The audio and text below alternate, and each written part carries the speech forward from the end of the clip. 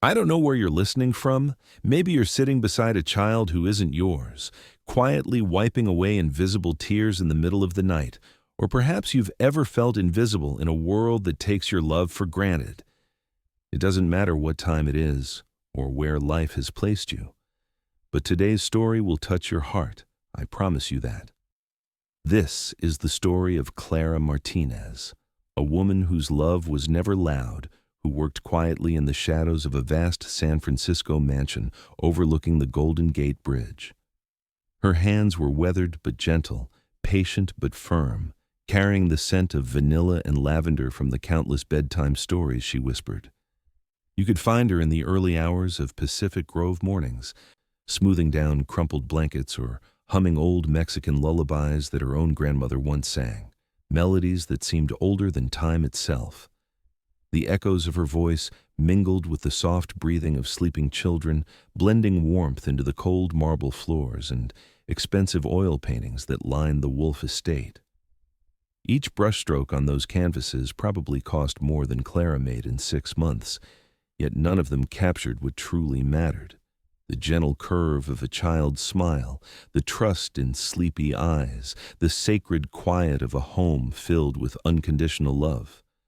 Clara wasn't just a nanny in a city where tech fortunes rise and fall like morning fog over the bay. She was the sole mother of the Wolf family, though no one would ever call her that to her face. She came into their lives 10 years ago, arriving from her modest studio apartment in the Sunset District with nothing but a worn leather suitcase and a heart full of purpose. Behind her gentle brown eyes lay a quiet strength forged by unimaginable hardship. A baby daughter lost to pneumonia when Clara was only 22, a marriage that crumbled under grief, and a love so deep it had nowhere to go until the moment she first held little Jacob Wolf in her arms. The morning mist clung to the windows of the Pacific Heights mansion as Clara prepared Jacob's breakfast, the same ritual she'd performed every day for a decade. Organic steel-cut oats, fresh berries from the farmer's market, and just a drizzle of local honey. Simple ingredients transformed by hands that understood nourishment meant more than nutrition. The kitchen filled with warmth despite its restaurant-grade appliances and granite countertops that stretched like frozen lakes under the recessed lighting. Jacob Wolf was now 12 years old, the only son of Jonathan Wolf, a self-made technology billionaire whose net worth fluctuated between $8 and $12 billion depending on the stock market's mood. Jonathan had built his fortune from a dormitory room at Stanford, creating software that revolutionized financial trading algorithms. His wealth was diversified across real estate portfolios, cryptocurrency investments, and blue-chip stocks. Yet he remained strangely impoverished when it came to the simple currency of human connection. The boy stirred his oats thoughtfully, his father's intense green eyes tempered by Clara's gentle influence.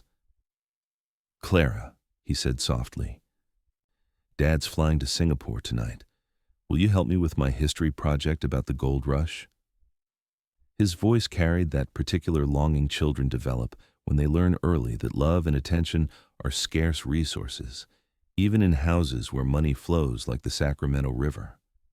"Of course, mi niño," Clara replied, her accent wrapping around the English words like a warm shawl. She had immigrated from Oaxaca 35 years ago, working multiple cleaning jobs to send money home to her elderly parents while fighting her own battles with loss and loneliness. Her English had improved over the decades, but she still carried the rhythm of her homeland in her speech, a musical quality that made even the most ordinary conversations feel like poetry. The Wolf Mansion stood as a testament to Jonathan's extraordinary success. Its 42 rooms spread across 3 floors of architectural magnificence. Floor-to-ceiling windows offered panoramic views of San Francisco Bay, while the home's smart technology controlled everything from the temperature to the security cameras with algorithmic precision. Yet for all its technological sophistication, the house felt hollow, like a beautiful shell waiting for something essential to bring it to life. Jonathan emerged from his home office, already dressed in his signature charcoal suit, His phone pressed against his ear as he discussed quarterly earnings with investors in Tokyo. At 48, he possessed the lean intensity of someone who had never learned to rest, his dark hair streaked with premature silver that spoke of late nights spent analyzing market trends and cryptocurrency fluctuations. His personal assets were managed by a team of financial advisors who treated his portfolio like a living organism, constantly adjusting investments across foreign exchange markets, precious metals, and emerging technologies. "Good morning, Mr. Wolf," Clara said quietly, setting his usual breakfast on the dining room table: black coffee, Greek yogurt with fresh fruit, and whole-grain toast. She had learned his preferences through careful observation, the way she learned everything about the people she cared for, through patient attention rather than direct instruction. Jonathan barely acknowledged her presence, his attention consumed by a conversation about Bitcoin mining operations and their environmental impact on his company's ESG ratings. To him, Clara existed in a parallel universe of domestic efficiency, as essential and invisible as the mansion's heating system or security protocols.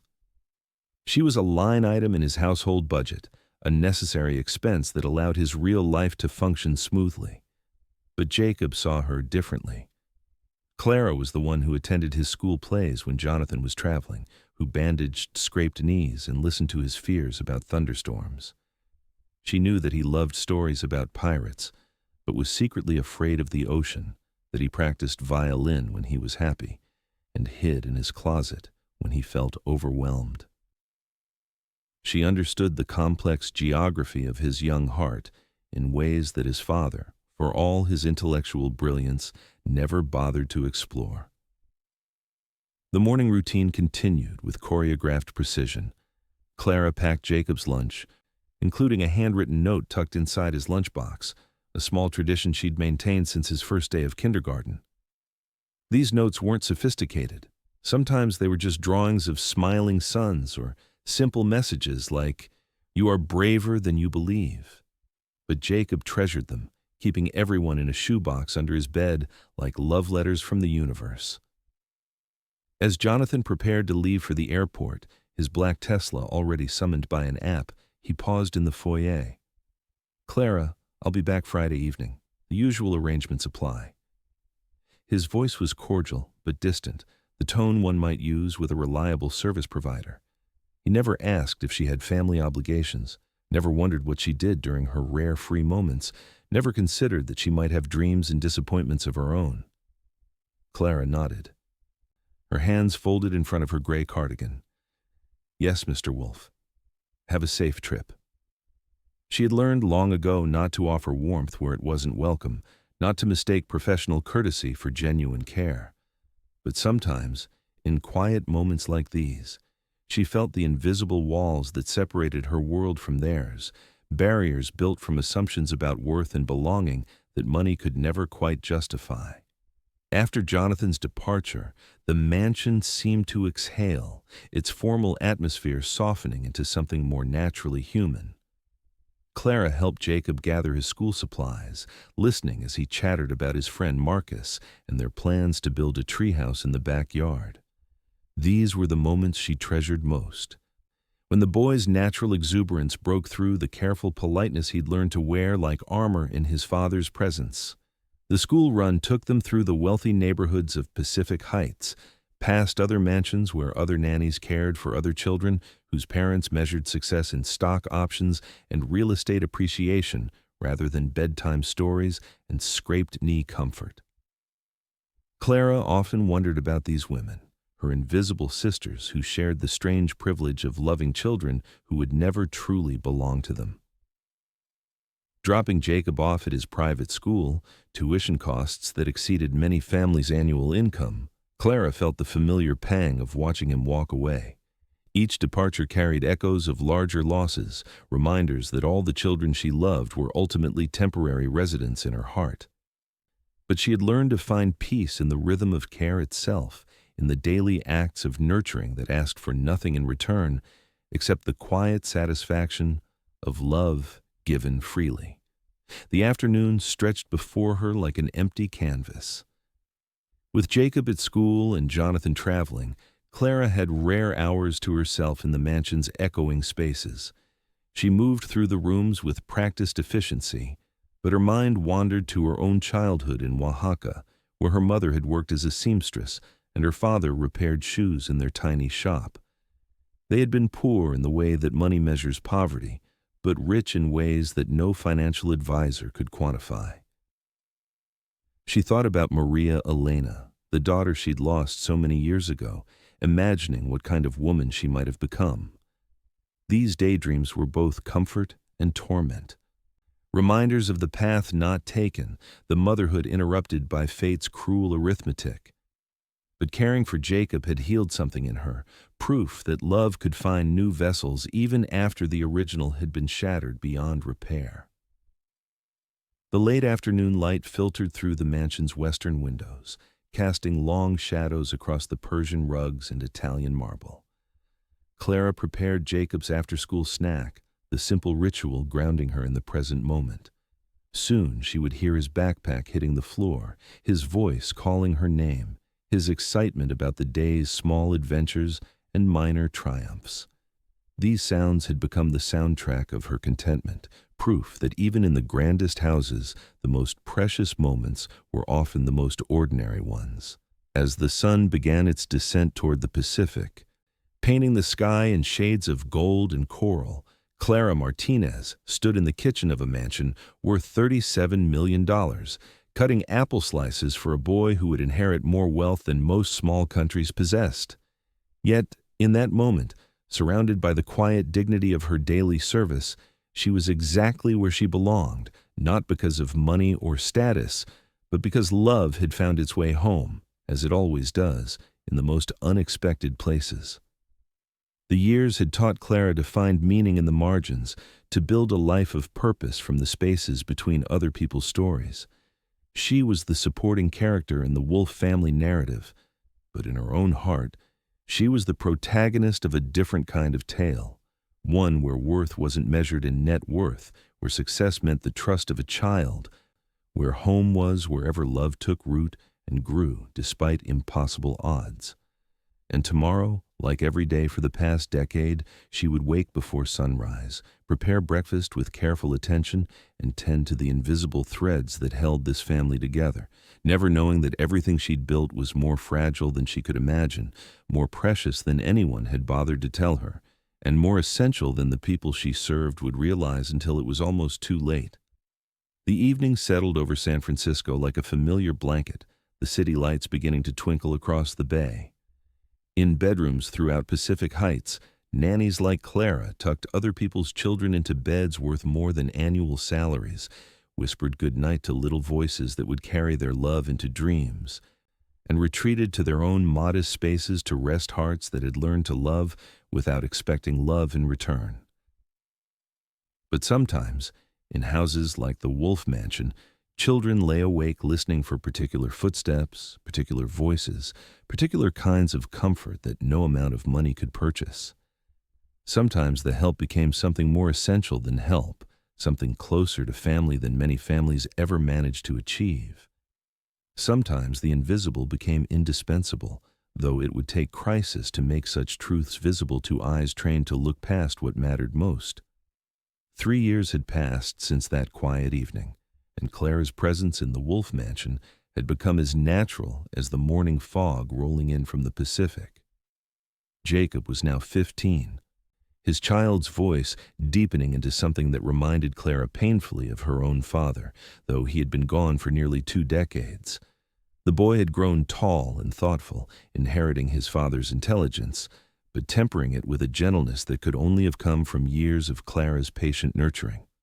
The morning routine had evolved with Jacob's adolescence. Instead of cartoon-themed lunchboxes, Clara now packed meals in a sleek thermal bag that wouldn't embarrass him among his prep school classmates. But she still included notes, though they were smaller now, more discreet, sometimes just song lyrics he'd mentioned liking, or reminders about tennis practice. These small gestures had become their secret language, proof that some bonds deepened rather than faded with time. Jonathan's business empire had expanded dramatically during these years. His fintech company had gone public, his cryptocurrency investments had multiplied exponentially, and his real estate portfolio now included properties in Manhattan, London, and Dubai. Forbes had featured him on their cover twice, and his net worth had crossed into the realm where numbers became almost abstract. Billions that existed more as concept than reality. Wealth that generated its own wealth through complex algorithms and market mechanisms that even Clara couldn't pretend to understand. But success had made Jonathan more distant, not less. The more his fortune grew, the fewer hours he spent at home. Board meetings, investor conferences, and strategic acquisitions consumed his attention like a jealous lover. The mansion felt increasingly empty despite its 42 rooms, a beautiful shell housing two people who orbited around each other without truly connecting.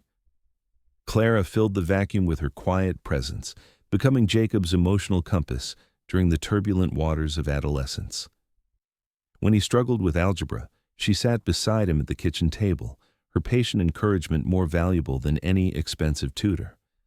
When he fought with friends at school, she listened to his frustrations while preparing his favorite comfort food, her grandmother's recipe for arroz con pollo, adapted to include organic ingredients that fit the household's dietary standards. "Clara," Jacob said one Thursday afternoon, sprawling across the kitchen island while she chopped vegetables for dinner, "do you think Dad loves me?" The question emerged with the casual, devastating honesty that teenagers wield like double-edged swords, cutting both speaker and listener with unexpected sharpness. Clara's hands stilled on the cutting board. In all her years of caring for children, she had learned that the most important questions often came disguised as casual conversation, tossed into ordinary moments like depth charges waiting to explode. "Your father loves you very much," she said finally, choosing her words with the precision of someone defusing a bomb. "But some people show love by working hard to provide security. He wants to make sure you never worry about money." Jacob's green eyes, so like his father's but softer somehow, studied her face. "That's not the same thing, is it? Loving someone and working for them?" The boy had inherited his father's analytical mind, but Clara's influence had taught him to apply that intelligence to emotional landscapes as well as logical ones. "No, mi niño," Clara admitted, her voice gentle but honest. "It's not the same thing. But people love in different ways. Your father doesn't know how to say the words, so he says them with his actions. Every business deal, every late night at the office. In his mind, that's him telling you he loves you." The conversation lingered in Clara's thoughts as she prepared dinner that evening. Jonathan was attending a cryptocurrency summit in Chicago, leaving her and Jacob to share their meal in the mansion's formal dining room, its chandelier casting prismatic light across enough table space to seat 20 guests. They ate at one corner of the massive table, their quiet conversation echoing in the cavernous space, two people creating intimacy despite their surroundings' determined grandeur. That night, as Clara helped Jacob with his history homework, a research project about the Great Depression, she found herself thinking about different kinds of poverty. The families in Jacob's textbook had lost everything when the stock market crashed, their financial security evaporating overnight. But the Wolf family suffered from a different kind of scarcity, an emotional depression that no amount of money could cure. "Clara," Jacob said suddenly, looking up from his notes about breadlines and unemployment, "what was it like when you were my age? Were your parents around more than Dad is?" Again, the casual question that pierced straight to the heart of things. Clara set down her reading glasses and considered her answer carefully. "My parents worked very hard too," she said, "but in a different way. My father repaired shoes in our little shop, and my mother sewed dresses for the women in our neighborhood. But we lived all together in 3 small rooms above the shop, so even when they were working, we were still together." She paused, remembering the sound of her father's hammer tapping against leather, her mother's sewing machine humming late into the night to finish a quinceañera dress. They had been poor by any financial measure, but rich in the kind of daily presence that no amount of money could purchase. Sometimes having less money means having more time, she added gently. Your father has to travel so much because his business is very big, very complicated. It requires his attention in ways that fixing shoes or sewing dresses didn't require from my parents. Jacob nodded thoughtfully, but Clara could see he wasn't entirely satisfied with her explanation. How could she tell him that his father's wealth had become a prison of its own design, that success sometimes demanded sacrifices that left winners feeling strangely defeated? How could she explain that Jonathan's billions couldn't buy him the simple gift of sitting beside his son during homework time, that his sophisticated investment portfolio couldn't generate the kind of returns that mattered most? Later that evening, after Jacob had gone to bed, Clara walked through the mansion's empty rooms, her soft footsteps muffled by Persian rugs worth more than most people's cars. She paused in Jonathan's home office, with its wall of monitors displaying real-time market data from around the world, numbers streaming in green and red like electronic heartbeats measuring the pulse of global capitalism. His desk was covered with contracts requiring signatures, investment reports, and printouts of cryptocurrency trading algorithms. But tucked beneath a stack of legal documents, Clara noticed something that made her heart ache. A school photograph of Jacob from 3 years ago, his smile slightly gap-toothed and innocent in a way that had since been replaced by the more guarded expression of adolescence. The photo was bent at one corner, as if Jonathan carried it sometimes, took it out to look at during long flights or late nights in hotel rooms across the world. It was proof that somewhere beneath the layers of business acumen and financial strategy, he carried his son's image like a talisman, a reminder of what mattered most, even when everything else demanded his attention. Clara straightened the photo carefully, her touch gentle on its worn edges. She had spent 12 years in this house, watching Jonathan build his empire dollar by dollar, decision by decision, sacrifice by sacrifice. She had seen him transform from a grieving widower into a global business leader, but somewhere in that transformation, he had lost the ability to simply be present with his son. The irony wasn't lost on her. Jonathan Wolfe could buy his son anything money could purchase, but he couldn't give Jacob the one thing the boy wanted most, his father's undivided attention. Meanwhile, Clara, who had never earned more than $50,000 in any single year, had become Jacob's primary source of emotional security, the person he turned to for comfort, guidance, and the simple assurance that someone in his life cared about his daily experiences. As she turned off the office lights and headed toward her own modest room in the mansion's east wing, Clara reflected on the strange economics of love. In her experience, the most valuable emotional currencies were often the least expensive to provide: presence, attention, patience, genuine interest in another person's inner life. These gifts required time and intentionality rather than financial resources, yet they seemed to be in shorter supply than money among the wealthy families she had served throughout her career. Her small room was simply furnished but comfortable, with a window overlooking the mansion's garden and a distant view of the Golden Gate Bridge.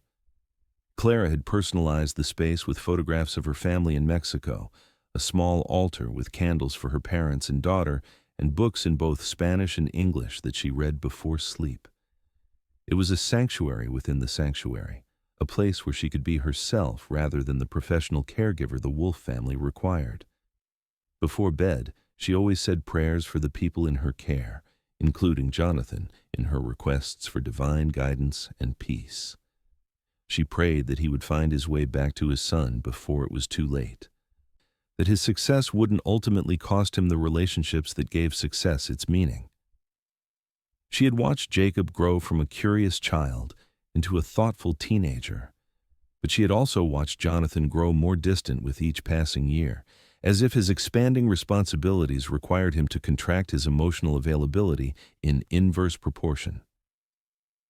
Tomorrow would bring another day of the routines that structured their shared life: breakfast prepared with care, conversations about school and friends, homework assistance, and the 1,000 small acts of attention that created the foundation of security every child needed. Clara had learned to find profound satisfaction in these ordinary moments, to treat each day as both routine and privilege. But lately, she had begun to sense changes in the household's rhythm, subtle shifts that suggested their comfortable patterns might not continue indefinitely. Jacob was growing more independent, more capable of managing his own needs. Jonathan's business demands seemed to be pulling him further away rather than closer to home.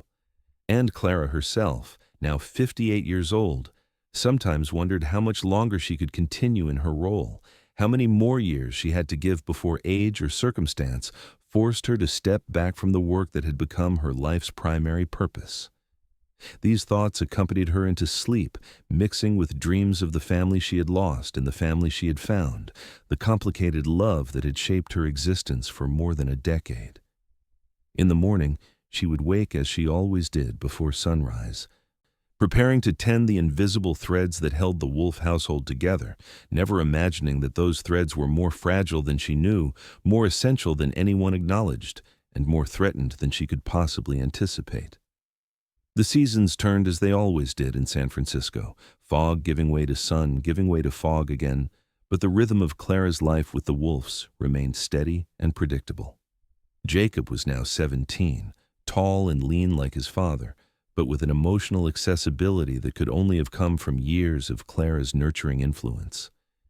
He drove himself to school now in a BMW that cost more than Clara's annual salary, but he still sought her out for conversations about friends, college applications, and the complicated social dynamics of wealthy teenagers navigating privilege and expectation.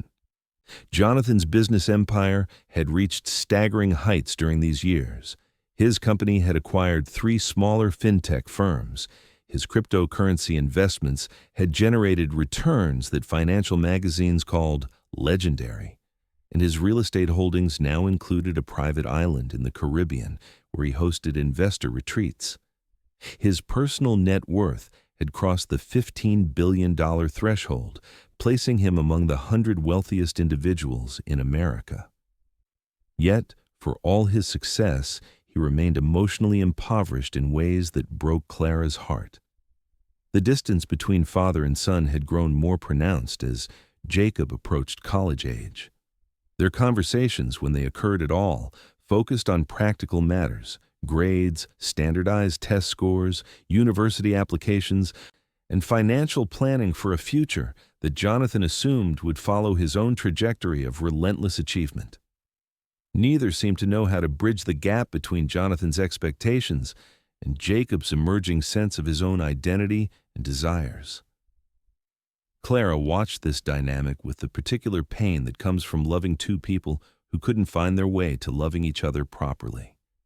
She had become the emotional translator between them, interpreting Jonathan's concern as expressions of love, helping Jacob understand that his father's criticism often masked deep anxiety about his son's future. But translation was exhausting work, and she sometimes wondered whether she was helping or merely enabling their mutual avoidance of authentic connection. One autumn evening, as she prepared dinner in the mansion's professional-grade kitchen, Clara heard raised voices from Jonathan's office. Father and son were arguing about Jacob's college applications. The boy wanted to study literature and creative writing, while Jonathan insisted on business or computer science. Their voices carried through the house's expensive acoustics, harsh words echoing off marble surfaces and hardwood floors. "You have responsibilities, Jacob, obligations that come with the family name and the resources you'll inherit." Jonathan's voice carried the sharp edge of frustration mixed with fear. "Writing poetry isn't going to prepare you to manage billions of dollars worth of investments. You can't run a business empire on creative writing skills." "Maybe I don't want to run your business empire," Jacob shot back, his teenage defiance sharpened by years of accumulated resentment. "Maybe I want to do something that actually matters, something that helps people instead of just making rich people richer." The argument escalated, voices raised in anger and hurt that had been building for years. Clara heard footsteps, a door slamming, then silence that felt heavier than the shouting had been. A few minutes later, Jacob appeared in the kitchen, his face flushed with anger and unshed tears. He doesn't understand anything about me, the boy said, slumping into one of the kitchen stools where he had sat for countless after-school conversations throughout his childhood and adolescence. He thinks I'm just going to become him, like it's inevitable or something. Like, I don't get to choose what kind of person I want to be. Clara set aside the vegetables she had been chopping and moved to stand beside him, her presence offering the comfort she couldn't provide with words. She had learned over the years when to speak and when to simply be present, when advice was wanted, and when listening was more valuable than solutions. "Your father is afraid," she said finally, her voice gentle but honest. "He built everything he has from nothing, and he's terrified that if you don't follow his path, you'll lose everything he worked to create. But fear makes people say things they don't mean, make demands that push away the people they love most." Jacob looked up at her, green eyes bright with tears he refused to let fall. "What am I supposed to do? I can't pretend to want his life. I've watched him work 18-hour days, miss every important moment, treat money like it's more important than people. That's not success to me. That's a prison." The words hit Clara with unexpected force, partly because they were true, and partly because they revealed how clearly Jacob saw the emotional dynamics that the adults in his life had failed to acknowledge. At 17, he possessed a wisdom about relationships that his father, for all his intellectual brilliance, had never developed. "Have you told him how you feel?" Clara asked. Not in anger, but honestly.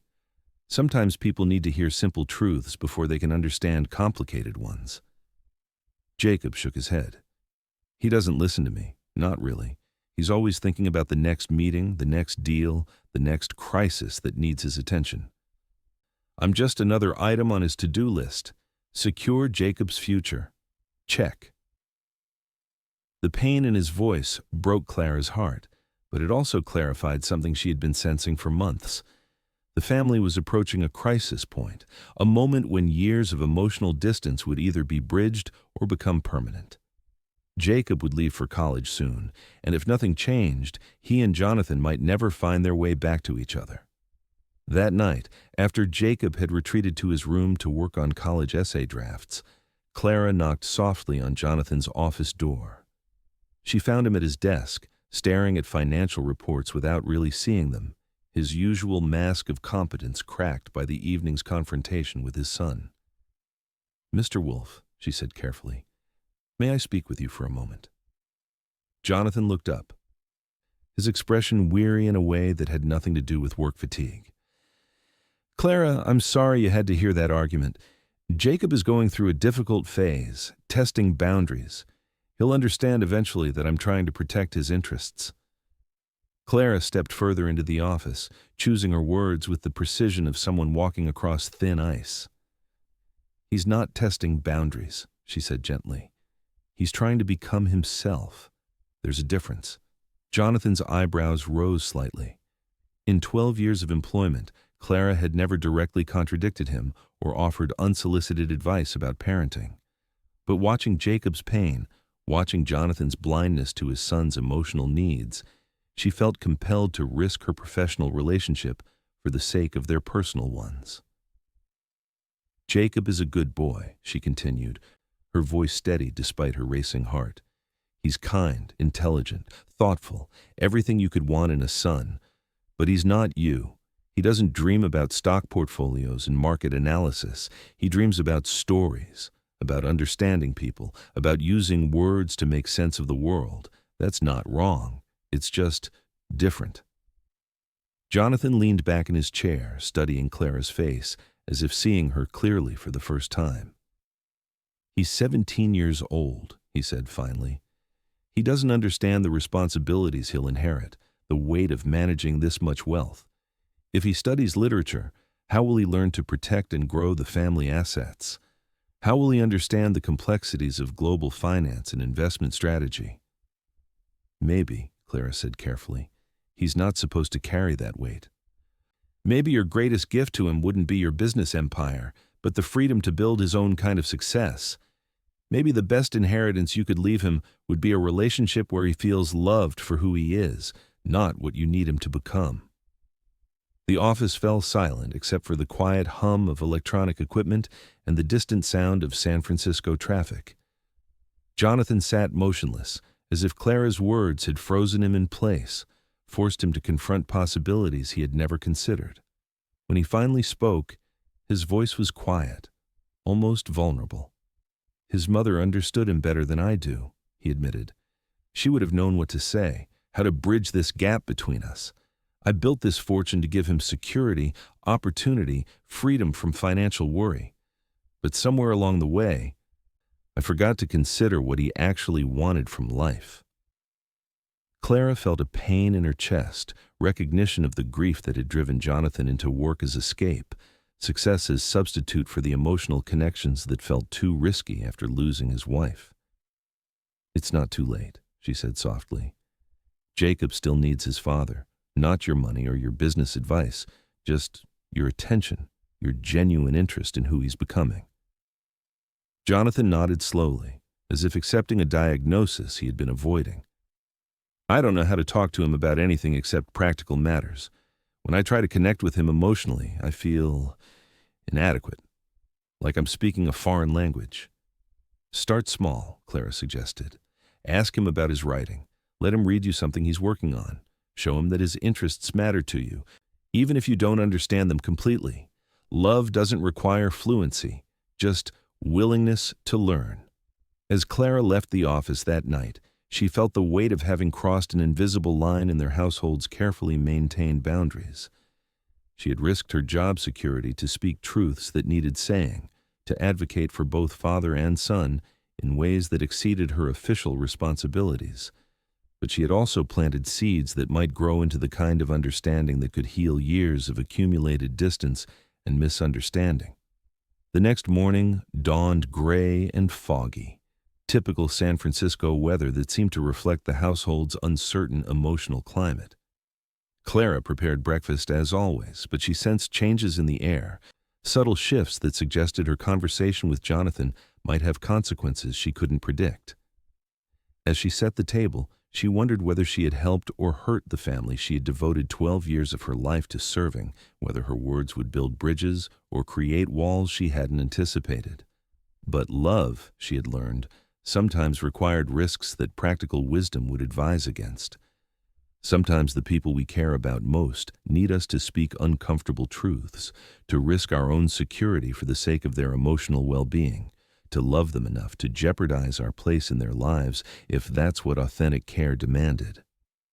The morning unfolded with deceptive normalcy, but Clara sensed undercurrents of change flowing through the mansion's familiar routines. Changes that would test everything she had built with the Wolf family over more than a decade of patient, devoted service. Winter settled over San Francisco with unusual harshness that year, bringing storms that lashed rain against the mansion's windows and winds that made the Golden Gate Bridge sing its eerie song of stressed cables and unforgiving weather. Inside the Wolf house, a different kind of storm was brewing, one that would test the bonds Clara had spent 13 years carefully nurturing. Jacob was now 18. Accepted into Stanford's creative writing program despite his father's continued pressure toward business school. The compromise they had reached, a double major in literature and economics, satisfied neither father nor son completely, but it represented the first genuine negotiation they had managed in years. Clara watched their tentative progress toward understanding with cautious optimism, still serving as translator and mediator when their conversations veered toward conflict. Jonathan's business continued its relentless expansion. His company had gone through a second IPO. His cryptocurrency portfolio had weathered several market crashes to emerge more valuable than ever, and his real estate holdings now spanned 4 continents. Financial magazines regularly featured articles about his Midas touch and his ability to anticipate market trends with uncanny precision. His personal wealth had reached levels where the numbers became almost meaningless. $22 billion in assets managed by teams of advisors, accountants, and investment specialists. But success had extracted its predictable price. Jonathan rarely spent more than 3 consecutive days at home, his schedule dictated by global markets that never slept, and business opportunities that demanded immediate attention. He attended Jacob's high school graduation via video conference from a hotel room in Tokyo, his presence reduced to a glowing rectangle on Clara's tablet as she held it up so he could see his son accept his diploma. The distance had become so normalized that nobody commented on it anymore, though Clara noticed how Jacob's face had fallen when he spotted the tablet among the crowd of actual parents in the auditorium. She had applauded loudly enough for two people, trying to fill the void that no proxy could truly address. But her 23-year-old son seemed to shrink slightly when he realized his father wasn't physically present for this milestone. It was during this period of achievement and absence that Sofia Martinez entered their lives. She arrived as Jonathan's new executive assistant, hired to manage his increasingly complex schedule and serve as his personal liaison with the household staff during his frequent travels. At 34, Sofia was strikingly beautiful, efficiently competent, and ambitious in ways that Clara recognized immediately as potentially dangerous to the fragile equilibrium they had all learned to navigate. Unlike Clara's nearly invisible presence in the household hierarchy, Sofia made herself indispensable to Jonathan in highly visible ways. She reorganized his office systems, streamlined his investment tracking processes, and accompanied him on business trips where her competence and attractiveness made her a conspicuous asset in his professional circles. Within months, she had become his closest confidant, the person who understood his business priorities and personal preferences with frightening accuracy. Clara watched Sofia's integration into their household with growing unease. The younger woman was polite but distant, treating Clara with the kind of courteous indifference typically reserved for service staff whose functions were interchangeable and ultimately temporary. There was nothing overtly hostile about Sofia's behavior, but Clara sensed undercurrents of territorial assertion that made her increasingly uncomfortable. "She's very efficient," Jacob commented one evening as they prepared dinner together, one of their longtime traditions that had survived his transition to adulthood. "But there's something about her that makes me nervous, like she's always calculating something, always looking for angles." Clara nodded, grateful that Jacob had noticed what she had been observing with growing concern. "Your father needs help managing his responsibilities," she said carefully, "but some kinds of help can become complications in disguise." Their conversation was interrupted by Jonathan's arrival home from a week-long business trip to Singapore, Sofia trailing behind him with her usual complement of briefcases and electronic devices. Clara observed the easy familiarity between them, the way Sofia anticipated his needs and preferences, the subtle intimacy that develops between people who spend countless hours together solving complex problems. "Clara," Jonathan said, barely glancing in her direction as Sofia began spreading documents across his desk. "We'll need dinner for two in the office, something light. Sofia and I need to review acquisition proposals for several hours." It was a small moment, unremarkable on its surface, but it crystallized Clara's growing fear that her place in the household was becoming less secure. For 13 years, she had been Jonathan's primary domestic confidant, the person who managed his home life while he focused on business concerns. Now, Sofia was assuming many of those responsibilities, her professional competence extending into personal territory that Clara had once inhabited alone. Over the following months, the shift became more pronounced. Sofia began making decisions about household routines, staff schedules, and even menu planning. Her authority derived from her position as Jonathan's right hand rather than any specific domestic expertise. Clara found herself implementing decisions she hadn't been consulted about, following protocols established by someone who had known the family for less than a year. The most painful change involved Jacob. As he prepared to leave for Stanford in the fall, Sofia somehow positioned herself as his father's primary advisor about college logistics, financial planning, and even course selection. Clara, who had guided Jacob through his entire educational journey, watched from the sidelines as Sofia discussed his future with Jonathan, in terms of investment returns and strategic positioning rather than personal growth and happiness. "She treats me like a fucking portfolio," Jacob confided to Clara one evening, his language reflecting the anger and frustration that had been building throughout the summer. "Everything is about maximizing value or leveraging opportunities. She actually suggested that I should consider changing my major based on market trends in the publishing industry." Clara felt a chill that had nothing to do with San Francisco's perpetual fog. She was watching Sophia systematically replace her role as the family's emotional center, substituting professional efficiency for the personal care and understanding that had taken her more than a decade to develop. The crisis she had been dreading arrived on a humid Thursday evening in late July. Clara was preparing Jacob's favorite farewell dinner. The boy would leave for college orientation in 2 weeks, when she overheard a conversation between Jonathan and Sophia in his office. Their voices carried clearly through the mansion's acoustic architecture, and what she heard made her blood freeze. "The domestic staffing budget is significantly bloated," Sophia was saying, her tone coolly professional. "Clara's salary and benefits package hasn't been reviewed in 3 years, but her responsibilities have decreased substantially as Jacob has gotten older. We could reduce household expenses by at least $60,000 annually by replacing her with a part-time housekeeper."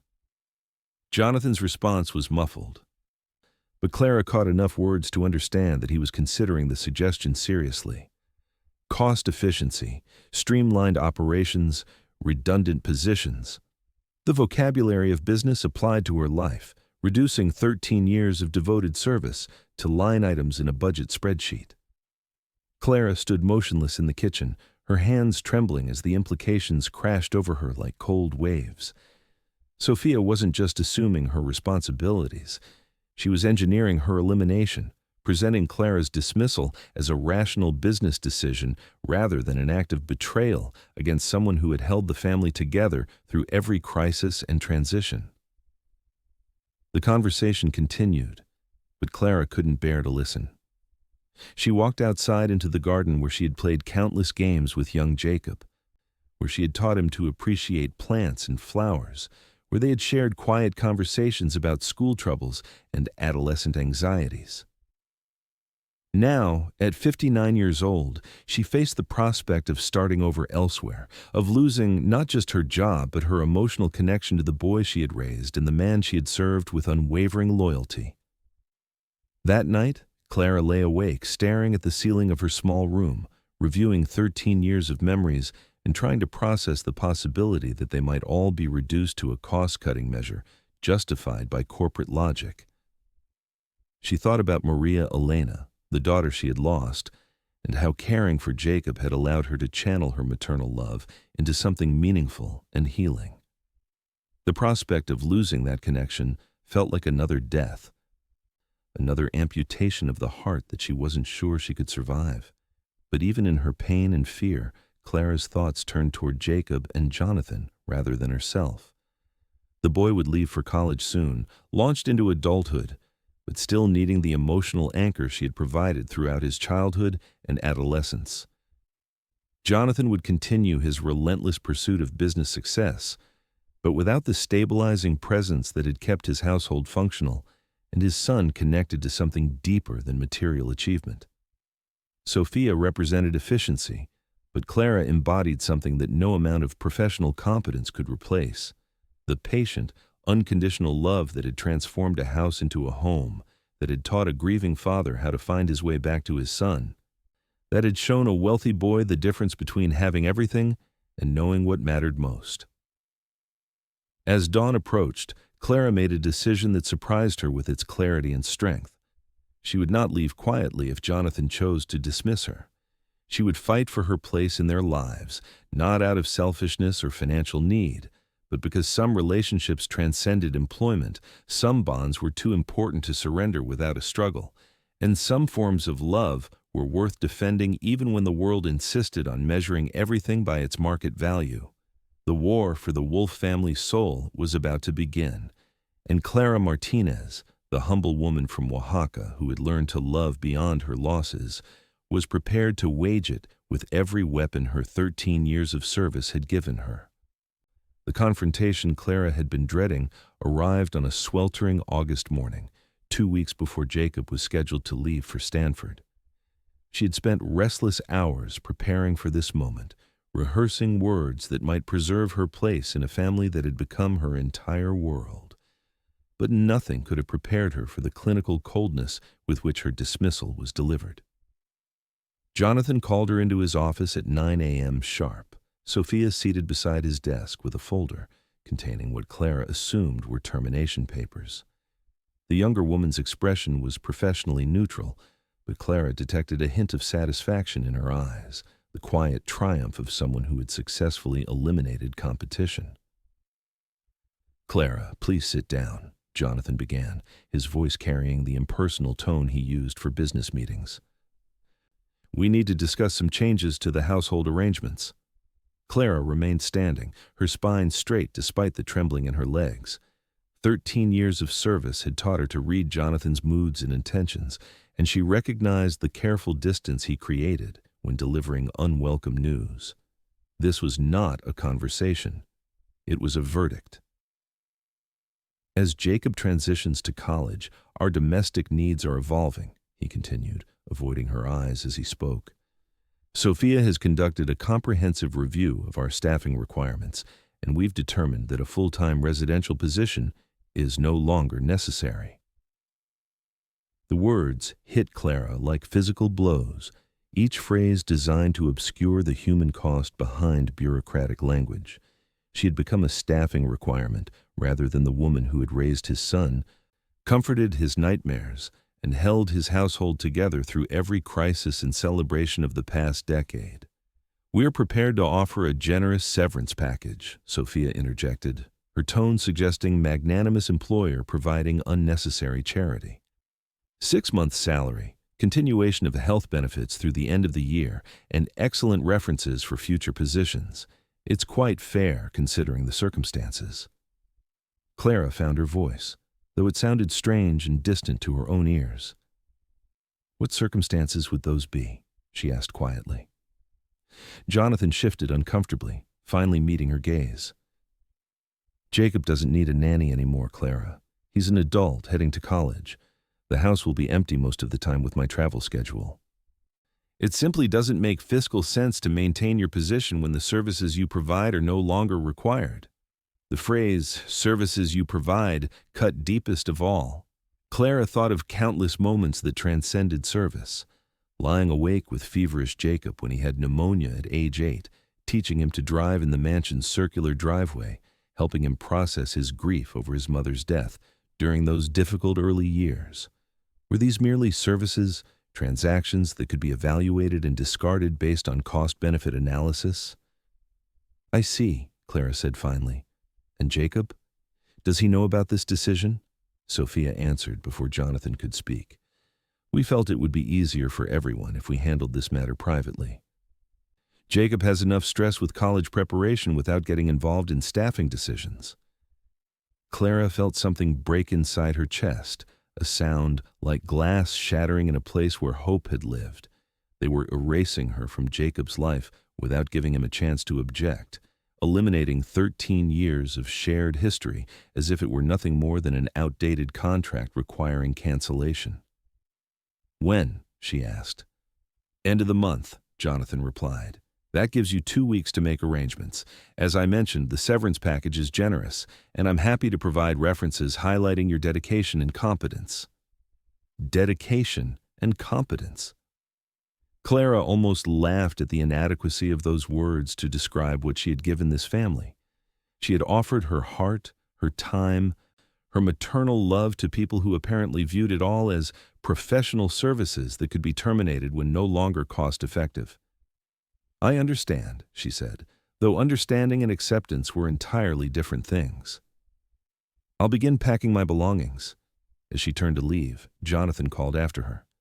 "Clara, I want you to know that this decision reflects business necessity, not any dissatisfaction with your work.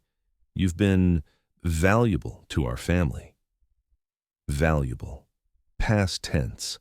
like an asset that had served its purpose and could now be liquidated without emotional consequence. Clara spent the next hour in her room, sitting on the bed she had slept in for 13 years, staring at photographs of Jacob from toddlerhood through high school graduation.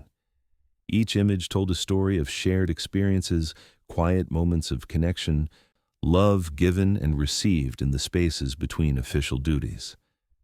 Now those memories felt like evidence in a case no one was interested in hearing. Around noon, she heard Jacob's car in the driveway.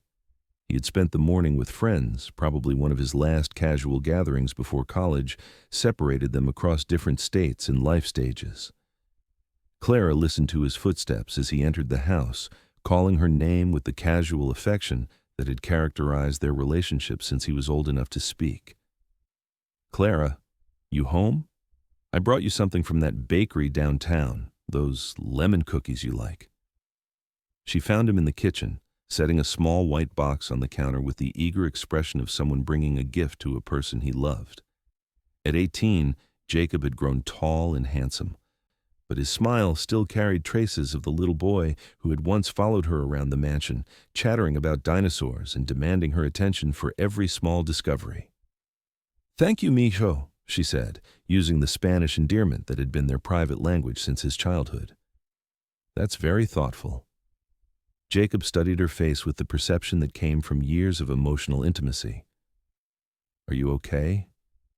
You look sad. Did something happen?" Clara felt the weight of Sophia's directive that Jacob remain uninformed about staffing decisions. But looking at his concerned green eyes, she couldn't bring herself to lie to the boy she had helped raise from infancy to adulthood. "Your father and I had a meeting this morning," she said carefully, "about changes to the household arrangements." Jacob's expression shifted from concern to alarm. "What kind of changes?" Before Clara could answer, Jonathan appeared in the kitchen doorway, Sophia trailing behind him. Father and son faced each other across the space Clara had managed for 13 years, tension crackling between them like electricity before a storm. "Dad," Jacob said, his voice tight with suspicion, "what's going on? Clara looks upset." Jonathan glanced at Sophia, who nodded almost imperceptibly. "Jacob, we were planning to discuss this with you privately, but since you've raised the question, we've made some adjustments to the domestic staff. Given your departure for college, Clara's position is no longer necessary." The words hit Jacob like a physical assault. Clara watched his face cycle through disbelief, comprehension, and finally, rage that transformed his features into something she had never seen before. "You're firing Clara?" he said, his voice dangerously quiet. "You're firing the woman who raised me, who was there for every important moment of my life, who loves me more than—" He stopped himself, but the unfinished sentence hung in the air like an accusation. "More than what, Jacob?" Jonathan asked, his own anger rising to match his son's. "More than you do," Jacob finished, his words cutting through the kitchen's tension with surgical precision. "More than you ever have." The silence that followed was deafening. Clara felt tears beginning to blur her vision as she watched a father and son wound each other with truths that should have been healing conversations years earlier. Sophia, apparently sensing that her presence was inflaming an already volatile situation, excused herself with professional grace. "I'll let you handle this family matter privately," she said, leaving Clara alone with two people whose pain she understood better than they understood each other's. "That's not fair," Jonathan said finally, his voice hollow with hurt. "Everything I've built, every success I've achieved has been for you, to give you opportunities, security, freedom from financial worry." "I don't want your money," Jacob shouted, years of accumulated frustration exploding into the open. "I want my father. I want someone who knows what I'm thinking about, who cares about my dreams, who shows up for things that matter to me. Clara has been more of a parent to me than you've been since Mom died." Clara stepped forward instinctively, her impulse to protect both father and son from the pain they were inflicting on each other. "Jacob, please." "No, Clara," Jacob interrupted, tears streaming down his face. "You don't get to defend him anymore. You don't get to make excuses for someone who just threw away 13 years of your devotion like it was nothing. You gave us everything, and now he's discarding you because some assistant convinced him you're too expensive. Jonathan flinched as if struck. That's not what happened. This is a business decision based on practical considerations. Everything is business to you, Jacob screamed. Mom's death was a business problem to solve by hiring help. My childhood was a business problem to solve by providing resources. Now, Clara's love is a business problem to solve by eliminating costs. When did you become so fucking empty inside? The profanity, coming from the polite young man Clara had helped raise, shocked everyone into silence. Jonathan stared at his son, as if seeing him for the first time, while Jacob wiped his eyes with the back of his hand, his anger shifting into something deeper and more devastating. I'm leaving for college in 2 weeks, Jacob said, his voice now steady but cold. When I do, you'll have exactly what you apparently want. An empty house, perfect efficiency, no messy emotional complications. But don't expect me to come back for holidays or summers. Don't expect phone calls or visits. You just fired the only person who kept this family connected, and without her, there is no family left. He turned to Clara, his expression softening into the tenderness she remembered from his childhood. Come with me, he said. I'll get an apartment near Stanford. You can help other families, people who will appreciate what you have to give. You don't have to stay here and be treated like this. Clara felt her heart breaking for both of them, for Jacob, who was losing both his father and his childhood anchor simultaneously, and for Jonathan, who was watching his son slip away without understanding how to stop it. Jacob, mi niño, she said gently, your father needs you. He spent years building walls because he was afraid of losing more people he loved, but fear isn't evil. It's just fear.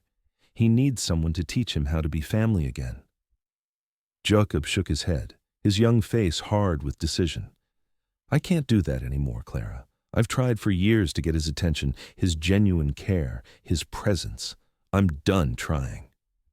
He made his choice when he chose to let you go. As Jacob left the kitchen, his footsteps echoing through the mansion's expensive emptiness, Clara found herself alone with Jonathan.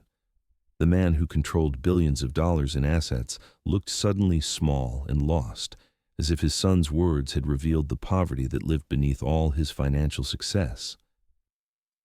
I don't know how to fix this, he admitted, his voice barely above a whisper. Clara looked at him with the same compassion she had shown Jacob during his most difficult moments. Sometimes fixing things means admitting you've been broken, she said gently. Sometimes it means choosing love over logic, even when logic seems safer. But as she spoke those words, Clara knew that her time in the Wolf household was ending, regardless of what lessons anyone learned or didn't learn. Some bridges once burned couldn't be rebuilt with good intentions alone. Some decisions once made carried consequences that no amount of regret could undo. The next 2 weeks would test everything she had learned about love, loyalty, and the complicated mathematics of families that money couldn't solve and pride couldn't heal. The 2 weeks following the confrontation passed like a slow-motion catastrophe, each day bringing Clara closer to a departure that felt less like resignation and more like exile from the only family she had known for 13 years. Jacob avoided his father completely, spending most of his time away from the mansion or locked in his room when forced to be home. Jonathan threw himself into work with even greater intensity, as if business crises might distract him from the personal crisis he had created. Clara moved through her final days in the house like a ghost, haunting her own life. She packed her belongings methodically, each item carrying memories that attachment to paper and photographs couldn't fully capture. A ceramic mug Jacob had made for her in 4th grade, a scarf Jonathan had given her one Christmas, a rare gesture that had surprised them both, books in Spanish and English that had kept her company during countless quiet evenings. Sophia's presence became more pronounced as Clara's departure date approached, the younger woman already implementing changes to household routines and staff schedules. She hired a part-time housekeeper who would come 3 days a week to maintain the mansion's pristine appearance, someone who would clean surfaces without cleaning hearts, who would manage spaces without managing relationships. The transition should be seamless, Sophia explained to Jonathan during one of their evening strategy sessions, her voice carrying the satisfaction of someone whose plan was proceeding exactly as designed. The new arrangement is more cost-effective and eliminates the complications that arise when domestic staff become too personally involved with family members. Clara overheard this conversation while organizing Jacob's childhood keepsakes, items she had saved throughout his growing years: first drawings, school awards, photographs from birthday parties and Christmas mornings. She had planned to present them as a going-away gift when he left for college, but now she wondered if they would seem like painful reminders of a relationship that his father had deemed too personally involved. 3 days before her departure, Clara made a decision that would have been unthinkable during her years of professional discretion. She called Maria Santos, a reporter for the San Francisco Chronicle who specialized in stories about domestic workers' rights and the hidden lives of the wealthy. Clara had met Maria at a community center event years earlier, and they had maintained a casual friendship built on shared Mexican heritage and similar experiences serving affluent families. "I have a story," Clara told Maria over coffee in a small cafe in the Mission District, far from the mansion's marble halls and crystal chandeliers, "about what happens when people mistake service for love, when they confuse convenience for family." Maria listened intently as Clara described 13 years of devoted care, dismissed as a cost-cutting measure. A boy's emotional anchor eliminated to improve efficiency metrics. She spoke carefully, avoiding specific names, but providing enough detail to illustrate the moral complexities of families where wealth couldn't purchase the emotional intelligence necessary for genuine connection. "This isn't about revenge," Clara clarified. "It's about visibility.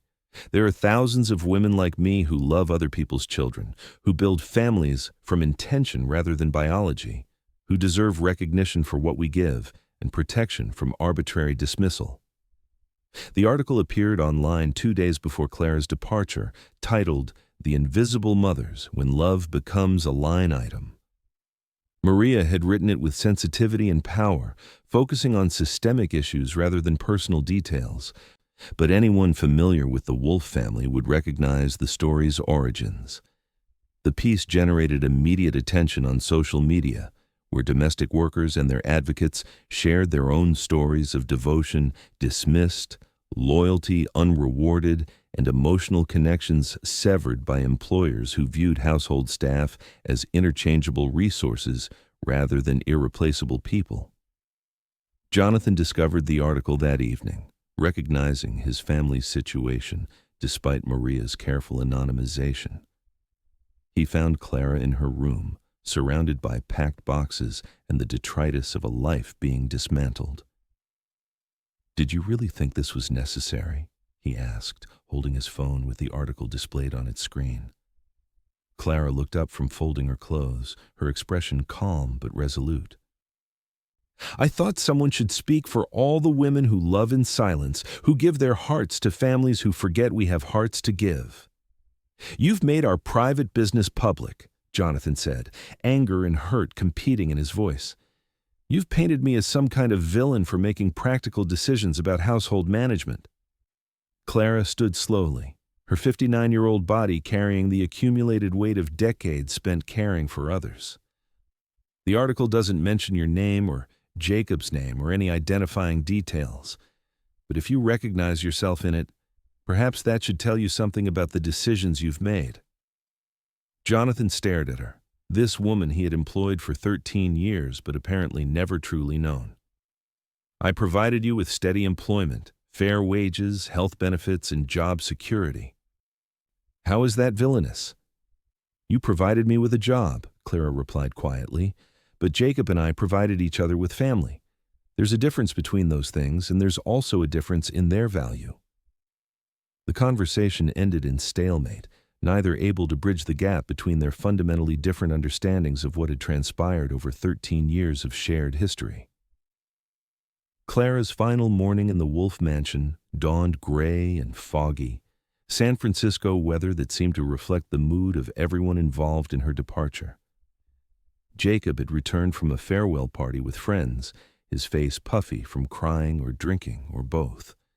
He helped her carry boxes to her car, a used Honda Civic that looked humble and reliable, parked beside the mansion's circular driveway.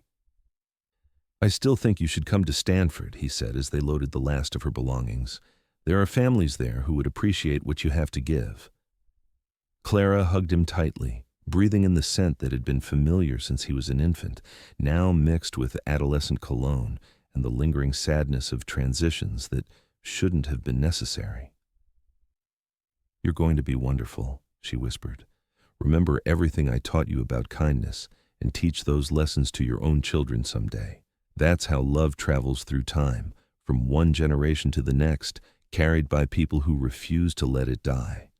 Jacob was crying openly now, clinging to the woman who had been his emotional anchor through 18 years of life. "I'll call you every week," he promised. "I'll come visit you wherever you end up. This isn't really goodbye."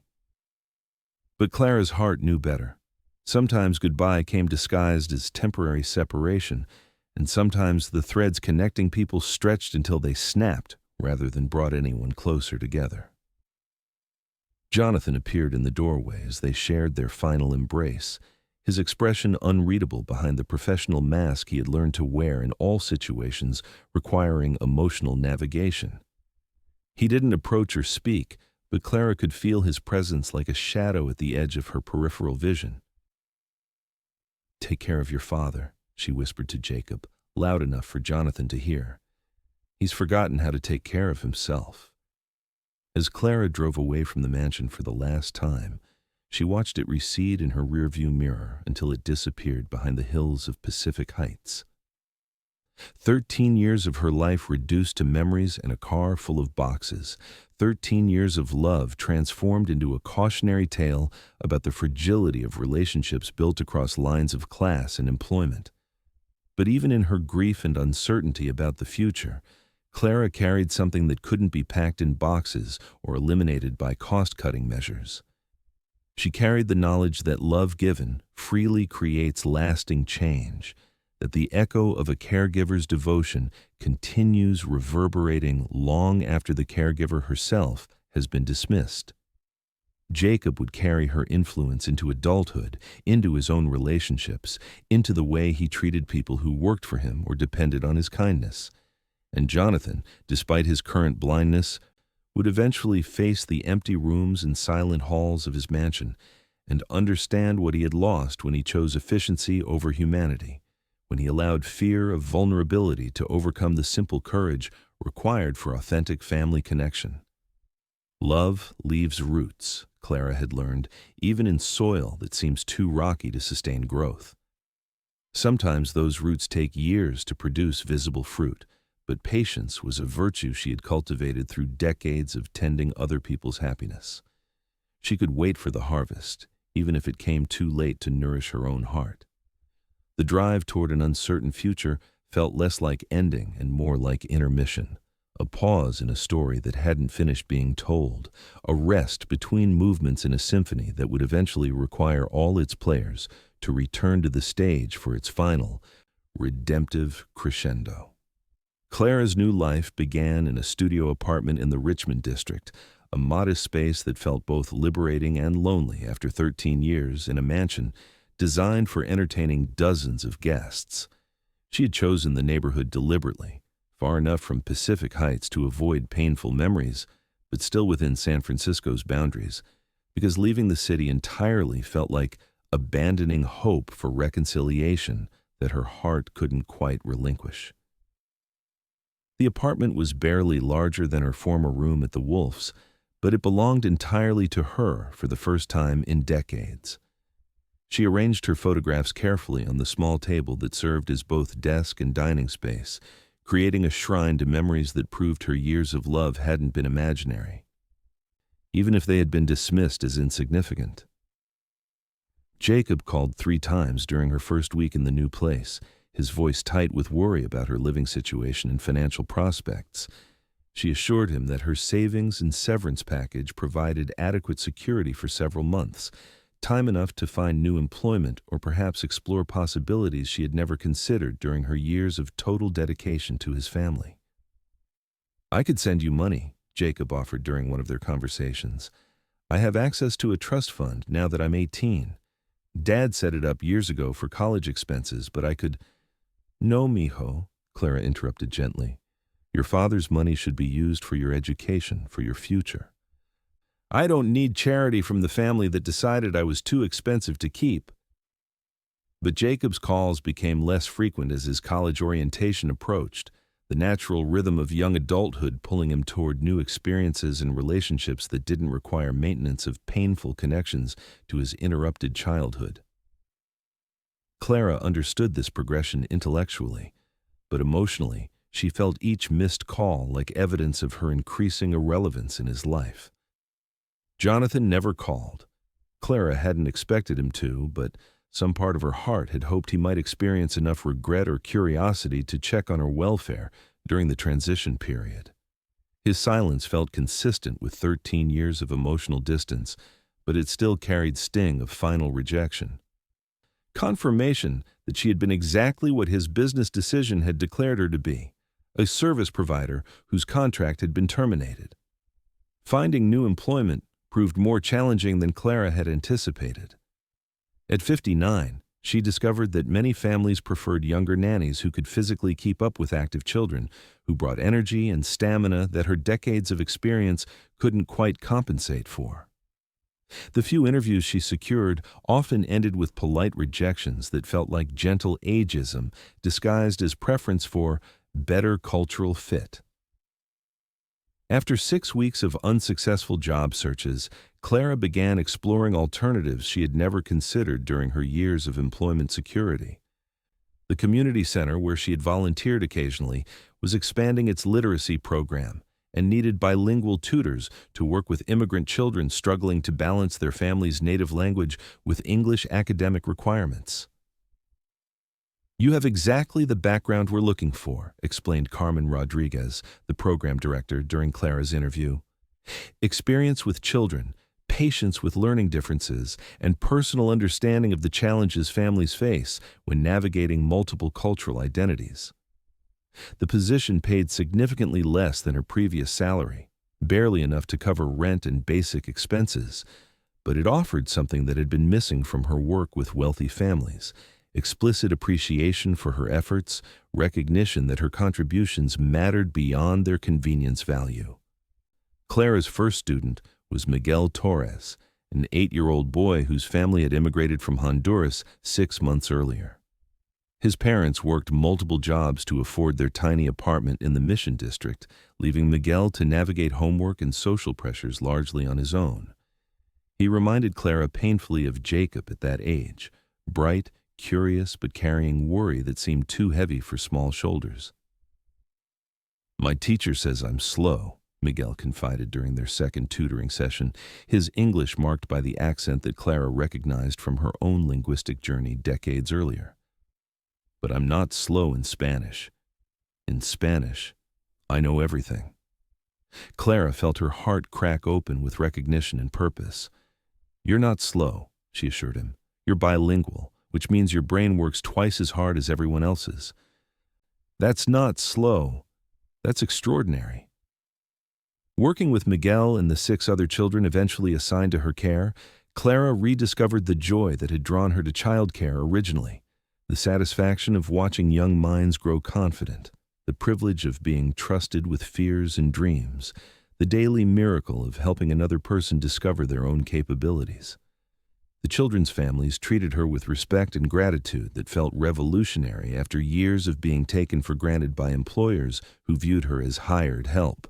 When Miguel's mother brought homemade tamales to thank Clara for her son's improved grades, when little Sophia drew her a picture titled, "My Teacher Who Makes Me Brave," when parents announced their children's academic progress as if Clara had performed miracles rather than simply providing consistent attention and encouragement.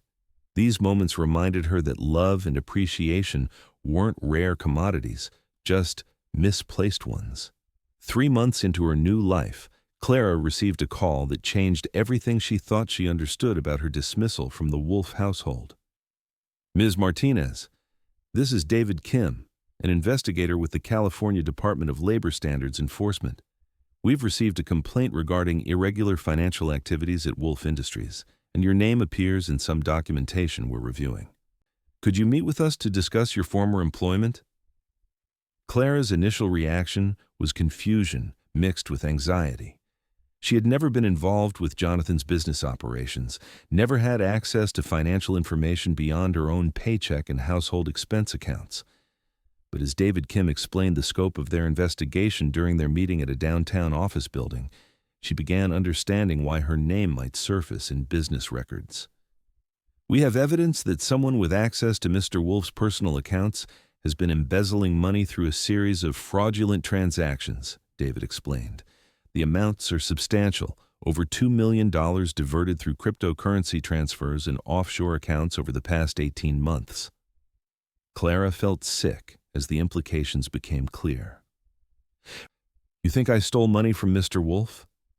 "We don't think anything yet," David assured her, "but we need to understand who had access to his personal financial information during the time frame when these transactions occurred. Your former colleague, Sophia Martinez, has suggested that you might have had opportunities to access sensitive data during your employment." The betrayal hit Clara like a physical blow. Not only had Sophia engineered her dismissal, but now she was attempting to frame Clara for crimes she had committed herself during her integration into Jonathan's business operations. "Sophia isn't my colleague," Clara said firmly. "She's the person who convinced Mr. Wolf to fire me, and she has my same last name by coincidence, not family relationship." David Kim's expression sharpened with interest. "Can you tell me more about the circumstances of your dismissal? Had there been any concerns about your access to sensitive information or any accusations of impropriety?" As Clara recounted the events leading to her termination, including Sophia's systematic assumption of household management responsibilities and her positioning as Jonathan's primary personal assistant, she watched David Kim take detailed notes with growing intensity. "Ms. Martinez, would you be willing to review some financial documents? If these transactions were conducted by someone else using your identity as cover, you might recognize patterns or details that could help us build our case." 3 hours later, Clara stared at bank statements and cryptocurrency transfer records that told a story of calculated theft disguised as legitimate business expenses. Sophia had somehow gained access to Jonathan's investment accounts and had been systematically diverting funds through a complex network of digital transactions designed to be untraceable. But she had made one crucial mistake. She had used Clara's Social Security number for several of the fraudulent accounts, apparently assuming that suspicion would naturally fall on the dismissed domestic worker rather than the trusted executive assistant. "This is sophisticated white-collar crime," David Kim explained. "Ms. Martinez, Sophia, had the technological knowledge and account access necessary to conduct these transactions, but she needed a convenient scapegoat in case the scheme was discovered. Your dismissal was probably timed to coincide with the final phases of her theft." Clara felt anger unlike anything she had experienced in 13 years of perceived slights and accumulated indignities. Sophia hadn't just cost her a job and a family. She had attempted to destroy her reputation and potentially send her to prison for crimes she hadn't committed. "What happens now?" Clara asked. "Now you become a witness rather than a suspect," David replied. "And Mr. Wolf learns that dismissing you was probably the worst business decision he's ever made." The case against Sophia Martinez unfolded with the systematic precision of justice finally administered after months of injustice. Federal investigators, working in coordination with California state authorities, traced her cryptocurrency transactions through multiple blockchain networks, uncovered offshore accounts in 3 different countries, and documented a pattern of financial manipulation that dated back to within weeks of her employment at Wolf Industries. Clara found herself in the surreal position of sitting in FBI offices, answering questions about household routines and family dynamics that had suddenly become evidence in a federal embezzlement case. Agents asked her to provide character references for Jonathan and Jacob, to describe Sophia's integration into the family's daily operations, and to review financial records for any irregularities she might have observed during her final months of employment. "You were dismissed to eliminate a potential witness," Agent Rebecca Torres explained during one of their meetings. "Ms. Martinez needed exclusive access to Mr. Wolf's personal and business affairs to complete her theft. Your presence in the household posed a threat to her operation." The revelation transformed Clara's understanding of everything that had happened during her final year at the mansion. Sophia's systematic undermining of her positioning as indispensable to Jonathan's operations, her recommendation to terminate Clara's employment, all of it had been calculated to create the conditions necessary for sophisticated financial fraud. When the arrests were made, Clara was simultaneously vindicated and heartbroken.